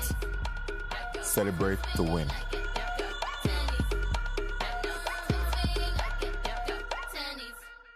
We now go behind the scenes. Thank you so much for having me here today, Novia. Wow. As you know, I couldn't do this without the backup of one of my production designers. But let me tell you a little bit about film. I was really happy when you asked me to do this because the business of filmmaking is something that Jamaica needs. Jamaica can use. Our tradition is such an oral one, and our language is such a descriptive one. But the combination means we can go to the world and teach them stuff for the simplicity of our lives. We have all these children coming out of school who can't find jobs. The business of film can encompass them. Mm. And so I really want to talk a little bit about the structure of a film. Every film starts with a script, as you know. And then there's structures. It's a very structured business. Some people think, oh, it's so glamorous. Oh, it's fantastic. You're working with stars. You're doing this. But filmmaking is a very, very difficult and hard job. You have to have a passion. So you start first with that passion. And if you have that, you can survive any part of it. There is, in the structure of the film, there's an executive producer. Once you have a script, the executive producer finds a producer to work with, a line producer like myself, and he usually finds a script and finds the money.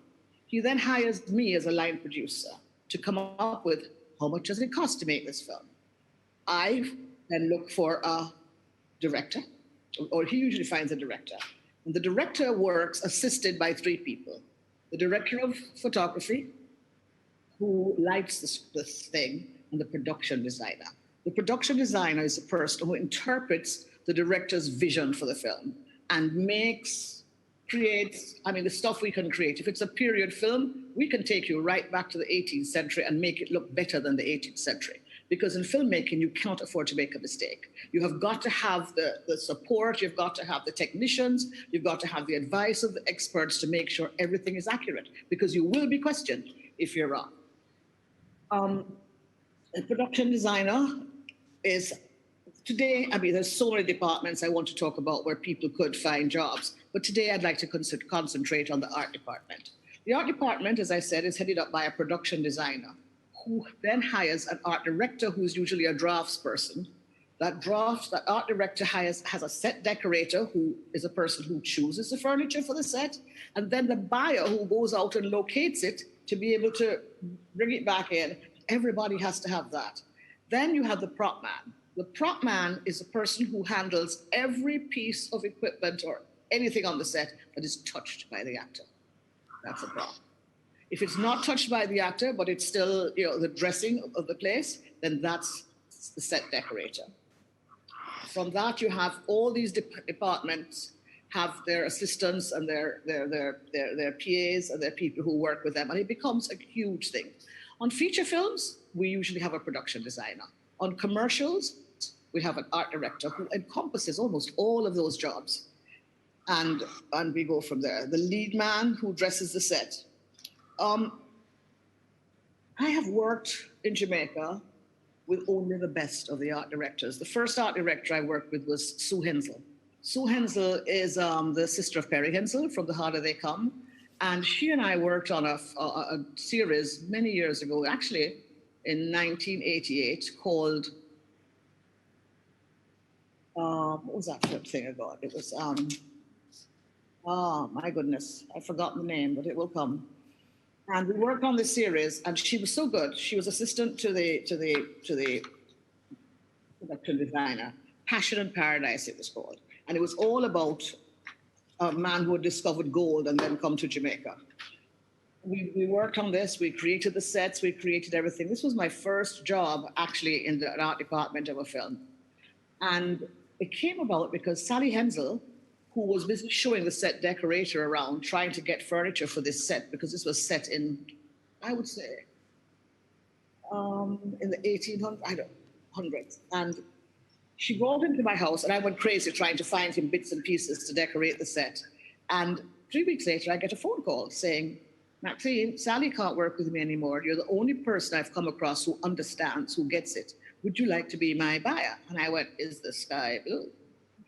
So that started. This was right after Gilbert, and one had to go around and search. You had to lift light poles. You had to pull stuff out of places to make it happen. And that's how I ended up working art department. At the end of Passion in Paradise, Jeremy Francis, another person in the film industry, came to me to work as an art director on a commercial for Bush Bear. This was way back in the 80s. And Sue and I said, right, let's do this. So we jumped in and we decorated this stuff. We found old chairs in a back lot in the grill. We painted them. I lived with them for another 20 years after. Old wicker chairs, and you say, don't throw anything away. We worked on this project, and then ended up becoming the team that people wanted to hire to do sets. But after a while, I was working with producers who I didn't think I thought I could do a better job. So I said to Sue one day, here's what we're going to do. You're going to art direct and I'm going to produce. And we started a company called Max Productions, which was named after her father, actually, and not me. And we started to do sets. We worked so hard and we did so well that we became the art directors of Jamaica at the time.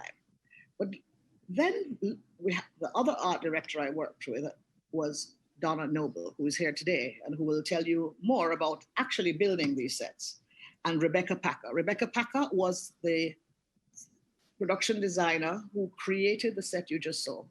That was a film for Mum Champagne, starring Bolt. And this was an amazing thing because it was the week that Bolt was quitting running. And if you remember, on the Saturday, the 10th of June, he had that race at the National Stadium. We were building the set within the indoor sports center, and nobody was allowed into the stadium until after the Bolt thing. We were shooting on the 17th. All those sets you saw, 6 individual sets, were built in the National Arena in 6 days. You can see the construction going up there. It started with, you can see it from the raw construction. If you'll run the slides, we're looking at them now, Maxine. Go ahead. Looking at them, and we had to build these 6 sets in 6 days. And you saw the final product of what came out there. Nobody, not locally or internationally, believed that these sets were actually built in Jamaica. And the designer, as I said, was Rebecca Packer, known as the wife of Shaggy, and a great art director. The other art director I work with is, she actually got a name as an international in Hollywood. It's Samantha Gore. Samantha Gore is the daughter of Sue Hensel, and she's now back in Jamaica and is brilliantly converting houses. Now, the route, I should tell you, to becoming a production designer is architecture. So if you have a child who wants to study architecture, they don't just have to design and build houses. They can also become a set decorator. A set designer. I started my life in this industry as a dialogue coach. I was dialogue coach to Whoopi Goldberg on a film called The Mighty Clara's Heart. She hated me and had me fired. And unfortunately, I looked too much like her, and people were mobbing me in Baltimore, and she wasn't having any of that.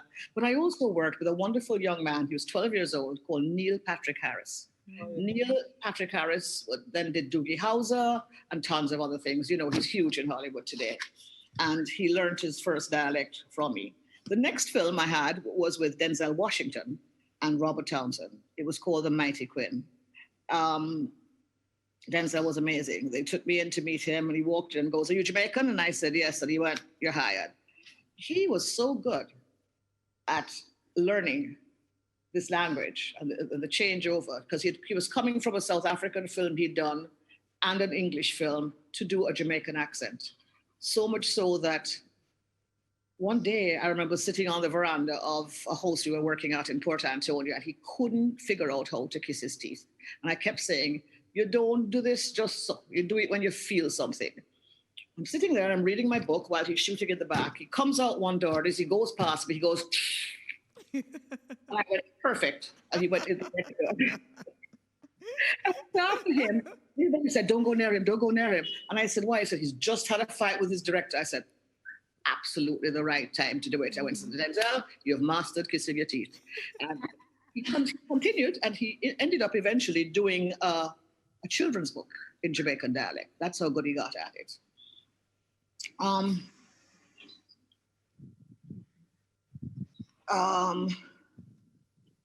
looking through my notes quickly. Structure of a film.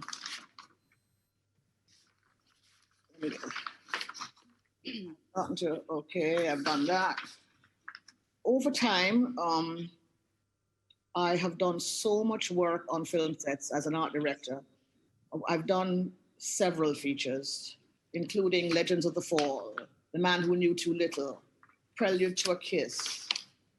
Trying to find some of these. Sorry, I'm a bit disorganized here. The Mighty Quinn, Passion in Paradise.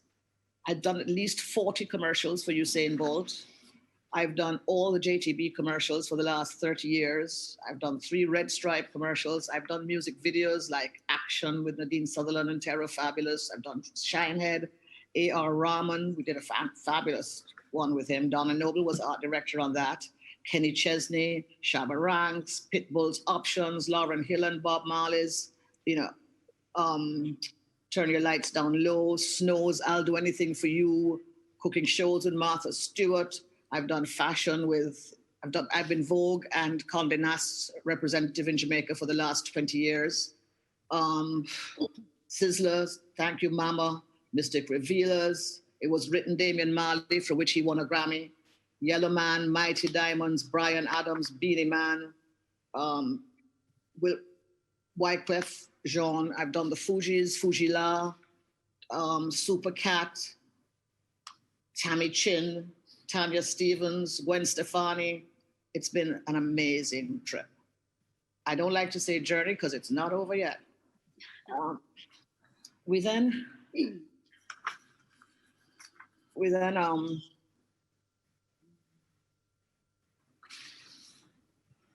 I wanted to speak a little bit about what it takes, the passion that you must get, and the fact that when you work on a film set is like a chain. Everybody is a link in this chain.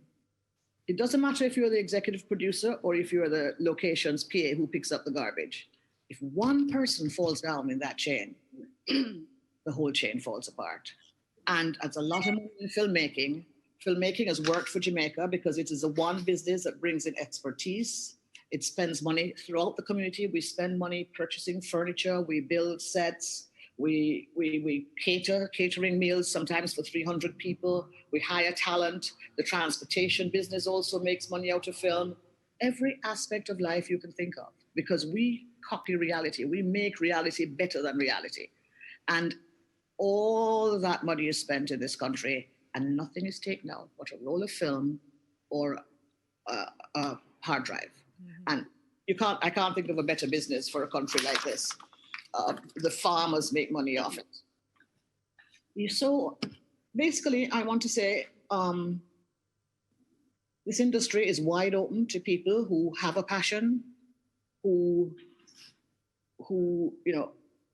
care about taking Jamaica to the rest of the world. We had a big boost from Usain Bolt, who, when he won the Olympics in 2008, and all these companies were rushing after him to do commercials. Usain said, if you want to shoot me, you have to come to Jamaica. Mm-hmm. And so everybody was rushing to come to Jamaica. This way we were training new people. We were training, our old people got experience that they hadn't had before, and money was being spent, all because Usain Bolt was thoughtful enough to be more than just the athlete, to want to help support his country. But in building all these sets, and with Bolt, I have worked with Bolt as an astronaut. I've worked with him as Richard Branson. I've worked with him as a racing car driver, underwater, above ground. He's done everything. But the person who has built all those sets while I've been doing that is Donna Noble, most of the sets. Donna Noble is one of the most amazing, creative people you can ever find. She's also a gardener. She grows, vegetables, the only organic garden in the country. And she is just an amazing person. And so from here, I would like to move on to Donna, because I don't want to take her thing away. I've built sets, I've done all that thing, but she's the person who now creates those sets, who makes life better than life. Thank you very much, Maxine. Over to you now, Donna. Welcome. Gosh, I'm so honored to be with a wonderful panel. Thank you, Novia, for asking me, and to your wonderful observer team. And to Maxine for your support over the years. You have supported so many people in the film industry, and you've been my cheerleader, and I thank you. Our industry, along with so many others, have been or have felt just a tad pop down, as you guys say, over the past few months. And so we're so very happy to be here today to, share with you what we all do.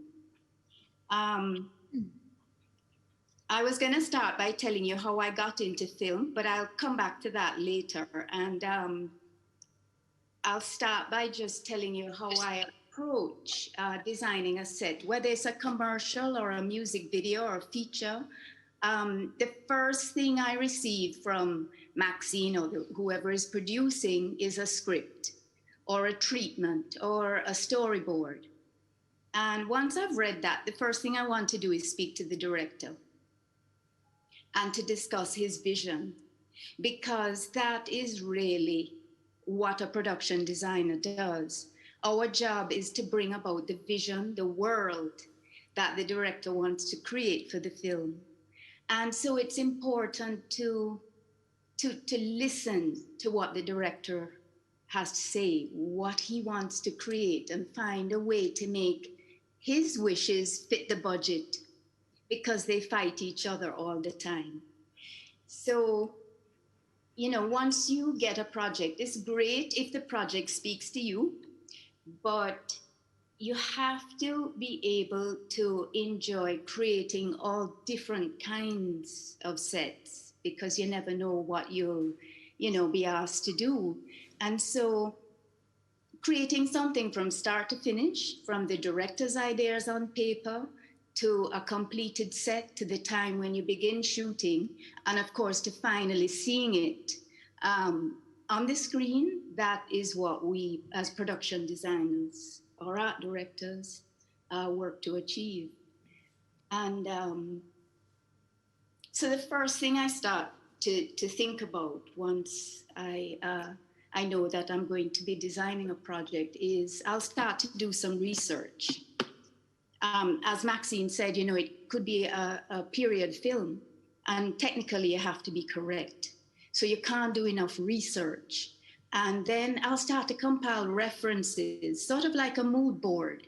I'm sure the interior designers here. And by the way, oh gosh, Angeli and Cecile, I love what you're doing. Oh, the reading just speaks to my heart. And I'm just I was just so happy to hear, all the things that you're doing with design. And Prince Palmer's furniture is just amazing. We'll have to do a trip over to Mobay, Maxine. Yes. To meet Prince, the furniture is just gorgeous. So to get creative, start by doing the research. I'll do my mood boards, and then, to represent the look and feel that we are trying to achieve. This could be anything from fabric to patterns to textures of walls, which are sometimes we work to make them totally imperfect, and we work with scenic artists, but I'll come back to the crew. So it could be examples of furniture, props. And over the years, I've collected tons of reference pictures. And if I can find them on the drives that I have them on, they come in very useful in sort of, bringing this mood board together. So if this is a director I haven't worked with before,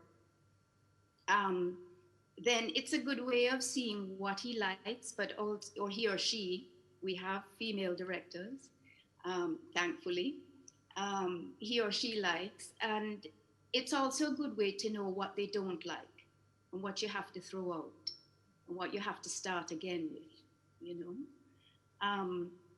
And then this is a time now where you'll think about bringing your crew together, because really you're only as good as the people that work with you. And as Maxine says, we have so many wonderful people that work in our industry. They have years of experience. We don't always have enough work to keep us going. So most of us have second jobs and work at other things in the meantime, because we are freelancers. But we'll bring together dressers, we'll bring together on-set props people, we'll bring together buyers, just a whole construction people, whole construction crews. It just depends on what you're doing, how large your sets are, what it involves. So your crew, the script will dictate the team that you are going to put together. And it's crucial that you find the right people for the right jobs, you know. And most of the people, thankfully, we have a wonderful art department team. They're enthusiastic, committed to working to schedule. And that's also really very important, because we sometimes have to fit, as Maxine was explaining with the mom's shoot. I wasn't the designer on that shoot, but I certainly knew about it. And they did an incredible job in the time, and also, you know, the not only with what you have to do, but we work very closely together. And sometimes you're working with people that you've never worked with before, and so you have to find a way to get along in a short space of time and in a very stressful situation. We're looking at some clips now. This is Yardi. Yardi was a period film. We had to recreate the 70s. The director was Idris Elba, who was just a wonderful person, so patient and accommodating. And gorgeous. Dynamic studios, as it was in the 70s. That was the picture that you just saw there. I don't know if the pictures are up. Are they? Yes, they are. They are, Donna. Are up, Donna. So the only thing that we kept in this set was the mixer board. Everything else from the walls, we had to wrap the walls. The production designer was an Irishman out of England called Damien Prey. I was the art director on the job. And it was amazing. I've learned so much from the production designers that I've worked with, who have come in and worked together. This was the village set that we built for Yardi. Everything there was built and hand painted. We had muralists, we had a few muralists on this job, scenic artists, carpenters, all local people. This was actually a clip as they were shooting. This was up at Boone Hall. I doubt it's still there, but it's built from scratch. This was the A.J. Rahman music video that Maxine was mentioning. That again was a whole set built on Frenchman's Cove. It's a beautiful video. Only some of the scenes were shot in Jamaica. They had filming going on worldwide. Maxine's wonderful collection. Oh, how it has helped me out over the years. We have used them to decorate so many sets, and of course her wonderful book is out as well. Yes. Which background to these absolutely amazing painted signs. We have so much talent in this country, you know. The sign painters that we work with, the muralists. This was a set for JTB on Laughing Waters Beach. It was a rainy day, wasn't it, Maxine? Yes, it rained. It rained. We had challenges that day, but we got through. Nothing like the challenge I had last week. Yes. Yeah, hopefully you got through with that. This was a set for Marvel. They did an episode here, Luke Gage. and we were decorating a healing room from scratch. Actually, it was an old house, and all we had was the bare bones, so we had to bring everything in to recreate that space. But yes, so one thing that I haven't spoken about is a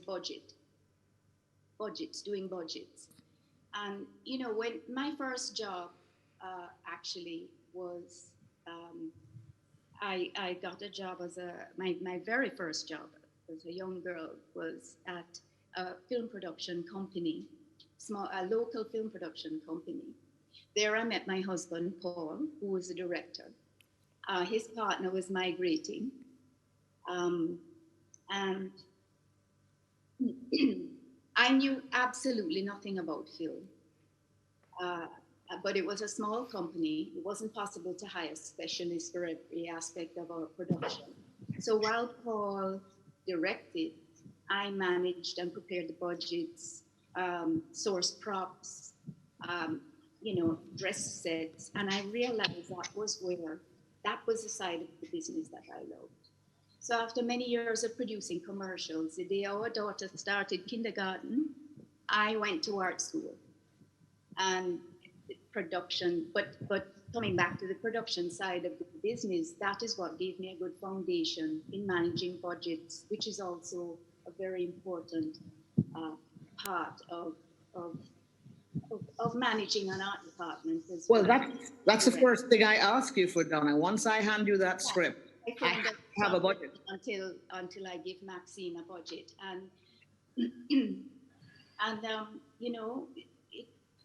It helps actually. Doing a budget is not the most creative part of the job, but doing a realistic budget and laying it all out in black and white early on in the job, accurately costing the high ticket items, assigning realistic amounts in the places that you are really going to spend a lot, will bring about decisions from the producers and director, which will determine what you go ahead with, what crew you need, and it just starts to narrow the job down so that you know exactly what you have to do.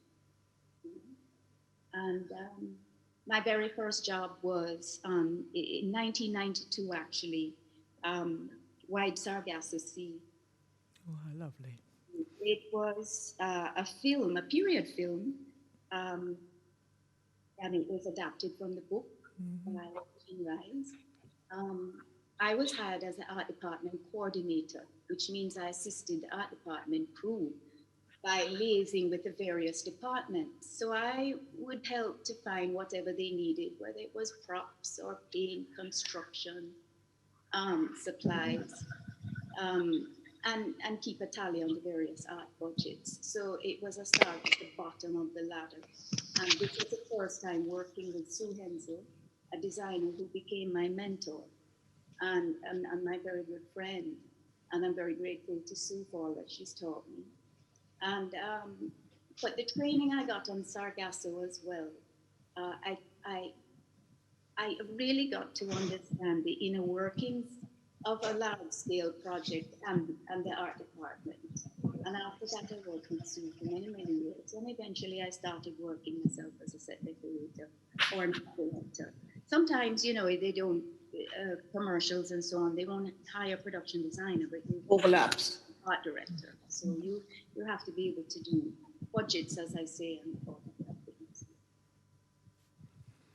Well, I'm glad you brought up budgets, Donna, because I completely forgot that that's what I do for the entire film, not just the art department.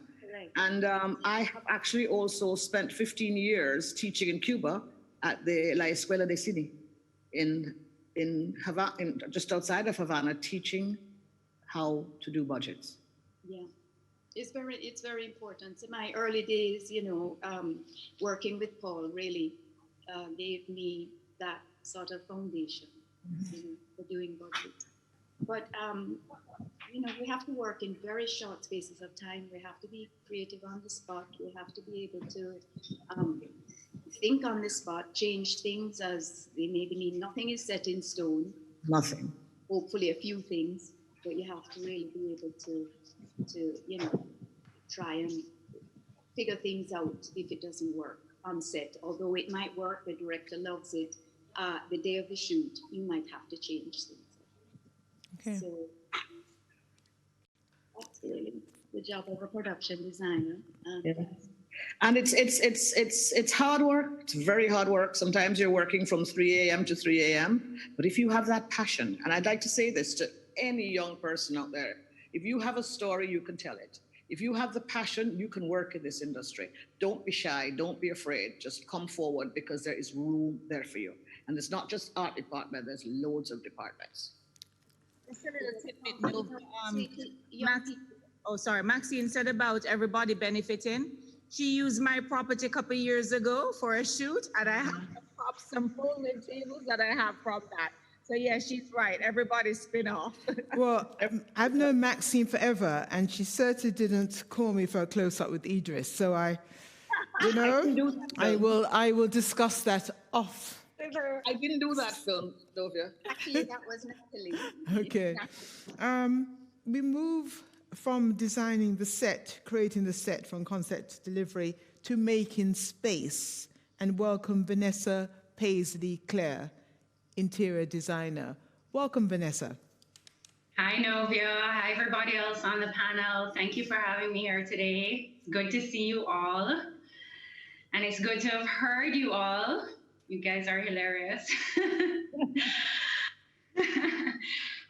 I'm here to talk today about what I do and what is a part of my passion in interior design, and it's creating space within your spaces. You know, when I go and I meet with clients, I come in and I see a plan. I see a footprint that has a lot of potential. And where that potential can go is determined by a lot of factors. First and foremost, though, when I meet clients, they tend to either fall into two main categories, where one, they know exactly what they want, but they're not entirely sure how they can achieve it. Or two, they have no idea what it is that they want, but they know what they don't want. And that is also really informative, because those information come together to help me to understand where we're supposed to be going with this. So I tend to ask people, well, if it's a kitchen or a bathroom, or if it's the entire space, what do you like about the space? You know, what do you think works really well for you? And then on the contrary, what is it that you don't like? You know, what bothers you? What is it that you need out of the space that you can't get? And that's almost like an unwritten questionnaire that we use to go through the consultation process, that I know when I take back all of my plans and the conversations, that I know where I'm going with the proposal that I'm going to put together. And so in creating a space, you have to identify, you know, the existing space. What is in the existing space? What is its layout? Where do the electricals fall? Where does the plumbing fall? Where are the windows? Where are the openings? Is there any natural light? Does it need additional light? So all of those things I have to take into consideration when I'm even just drawing out the initial plan. And then also to find out from the client, in the space that you have, is there anywhere that you would be willing to also forfeit to become a part of this new space that we can create to optimize what the client wants? And that's a huge part, because some people may have a room that's adjoining where we're using, that can be incorporated into a space to make it bigger or function better. Or maybe it is that the kitchen really isn't where it should be. It should be somewhere else because it would be better suited in that area. And a lot of people don't think of that. Clients don't really think of that off the bat. And, you know, so you can really even use the existing footprint of a home and improve that footprint by just switching, you know, the kitchen to the back of the house or the front of the house or wherever, within the parameters of the house itself, right? Some people watch IGTV, HGTV, and all of that, and they think, oh, we can just move this wall or create that over here, and it's not as easy as that because we don't have drywall everywhere, and we have plumbing issues and electricals that will cost an arm and a leg to move because they're not just neatly wrapped up somewhere that we can just switch it around and move on with life. So I have to consider all of those things when creating a new space. Sometimes I may get a kitchen area where it has a tiny little entrance, and it's in one of the pictures that I had provided as my before and afters. I'm not sure if those are on loop right now. Your photos are on. Okay, where even just expanding the opening of the kitchen can change drastically how the kitchen feels. So this actually is the kitchen that I'm speaking about. It was dark, very outdated, low ceilings. You can see it has a tiny little opening there, but to the left of the opening is actually embedded in the wall is a panel box. And to the right of the opening is a hallway to the bedroom. So I couldn't open the whole entire thing, but was able to open out the entrance to the kitchen as much as possible. And that made a huge difference in just bringing more light into the space because it had zero natural light. And then also by making the kitchen a bigger part of the space and not feeling so closed in on its own, as you can see here in the after picture. I also believe a lot in flooding a space with light, especially when there's no natural light. One of the other things that I saw when I walked into that kitchen was that the fridge was in the middle of the space, and it was a very tight space. You can imagine if you're in there and you open the fridge, nobody can go anywhere in the kitchen at all. And nobody else can be in the kitchen while you're in the kitchen. It was a complete nightmare.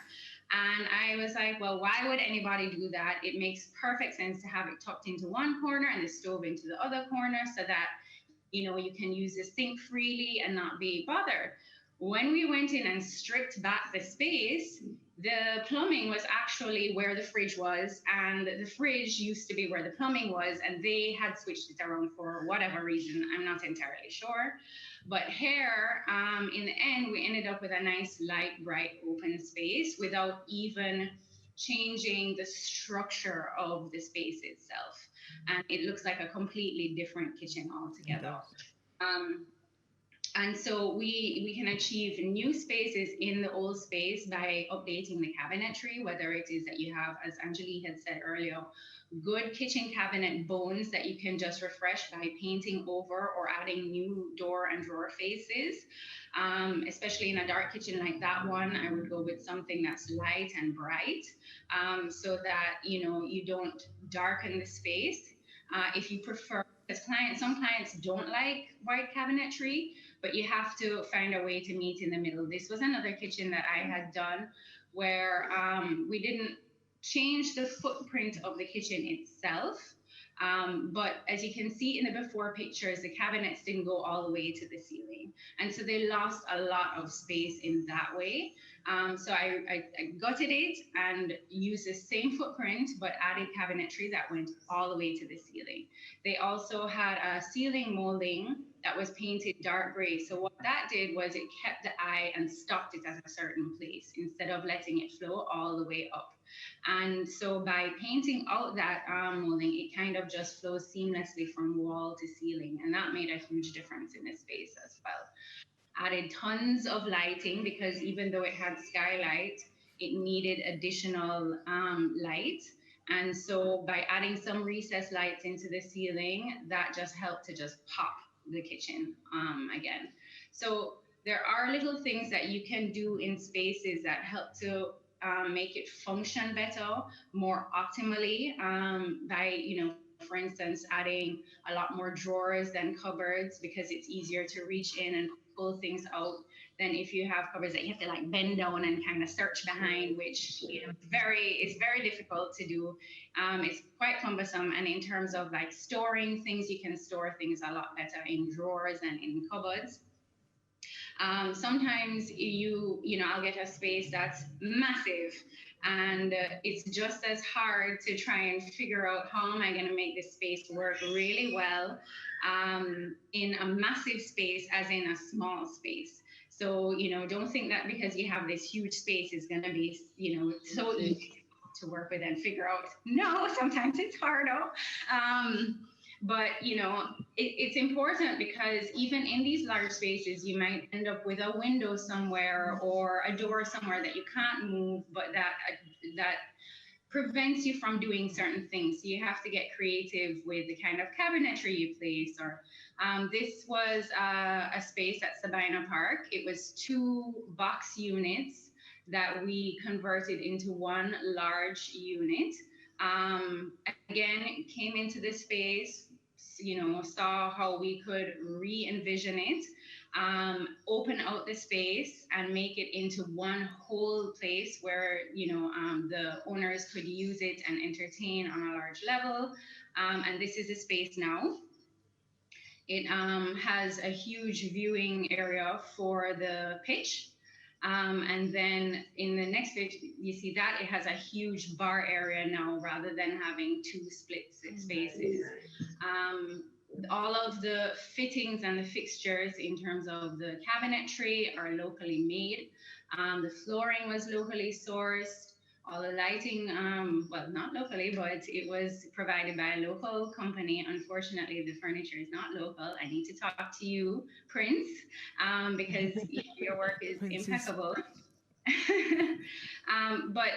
But it is about imagining how a space can be jazzed up, whether you have the ability to expand and use other spaces to make it more lovely, or if you need to just bump out something, you can even change it with some paint color.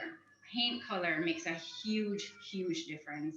If you don't have a huge budget, but you're able to paint, then I would suggest going with something, light and neutral, and then you can build on top of that. Bring in different elements to work with this space, especially if it's a smaller space. But, you don't have to go with light. If you're, if you are adventurous, you can do a dark color, but do it all the way onto the ceiling so that it just expands the size of the room. And so there are, those things, the selection of tiles makes a huge difference in your space. Right before, if you look in like 80s builds, the flooring are, 12 by 12 tiles with these huge grout lines. And now you can see that we have moved towards using larger spaces with tight grout lines, larger tiles with tight grout lines, because that just expands the space, it expands the visual field that you have, and it makes a space look so much bigger, even if you haven't actually changed the footprint of the space itself. And if you have a place that is not very bright, you can even do a tile that has a sheen on it, so it helps to bounce whatever light you have off and around. So there are those additional options that help to just transform the space that you're in. Sometimes you can, if I have a bathroom, and the bathroom we're not able to actually move into another space, I found that even the spacings that old builds have, where you have this tiny tub and then the toilet is like halfway across the room, you have the opportunity to put in a larger shower unit to make the bathroom feel a lot bigger and more usable, user-friendly, luxurious. This was a bathroom that I had done recently. As you can see, it was a bit outdated, but massive, massive, massive, massive. And so I kept a lot of the original footprint because you don't need to change things around too much. Lightened up the walls, cleaned off all of the tiles off of the walls, put a nice pattern tile on the floor because it was a Spanish style home. Did this huge shower unit, and then added with that space, because it would have been too much space to have the shower unit, and the client really didn't want to have a his and hers. It just felt like too much for them. Tucked in a nice his and hers laundry cabinet, medicine cabinet in the corner, which is also quite useful because you can just take off your clothes, drop it in the laundry unit, and then head into the shower. And you know, that bathroom came out so beautifully. I'm so proud of it because it just felt so transformed. And you know, these bathrooms and kitchens that I've shown have really epitomized what I love doing about in this job, taking somebody's home, somebody's space, listening to what it is that they want and trying to just turn it around and give them something that they can walk into and feel, wow, this was amazing. My money was spent really, really well. That's very important, that I make my clients feel like they got what they wanted for the money that they spent in the price point that they wanted to spend. And, you know, because budget is very important. Not everybody has the ability to spend unlimited resources. And even if you do, you know, I find that I try and focus on the things that are going to be worth the cost benefit. So even if there is something that can be done, but it doesn't make sense for me in terms of the spend, then I'm not going to recommend that you do it. I would recommend a better use of the money. You know, maybe you splurge on a nicer light fixture or handles, pulls, that kind of stuff, that are the things that set your space apart from anybody else's space and making it unique to you. Yeah, that in a nutshell is what I do. Thank you very much, Vanessa. Nicely, nice and compact, nicely put together. Listen, it's just been an amazing morning. Time certainly flies when you're having fun, and what an inspirational panel of experts we've had this morning. Special thanks to Minister Clark, who popped in and stayed with us as long as he possibly could. This is, you know, it's our 4th year, so he's been with us through thick and thin, so thank you very much again, Minister Clark. Designed for the Urban Future was presented by Stacey Ann Dennison Heron, who's a registered architect and president of the Jamaica Institute of Architects. We welcomed Todd. As you can see, definitely paint plays an integral role in design, and he came to us and presented the top 5 paint trends and reminded us that we need to add a glam wall to our whatever we do, wherever we are. A tradition of excellence, Prince Palmer. I'm not too sure why everybody's calling him Prince, because he's busy. He's tied up with me for the rest of the year, or should I say, foreseeable future. So yes, so a tradition of excellence, Prince Palmer, amazing. Rebirth, Andrew Martin Spencer, I'll own it. Yes, I wanted to chuck a lot out. She salvaged a lot, and indeed, so I can now charge people to view. Chuck, Keep or Restore, Cecile Levy, interior designer. Creating the Set from Concept to Delivery, Maxine Walters, film producer. Now we need to really have a masterclass with Maxine. Yes, absolutely. And you know, we need her to write the real book.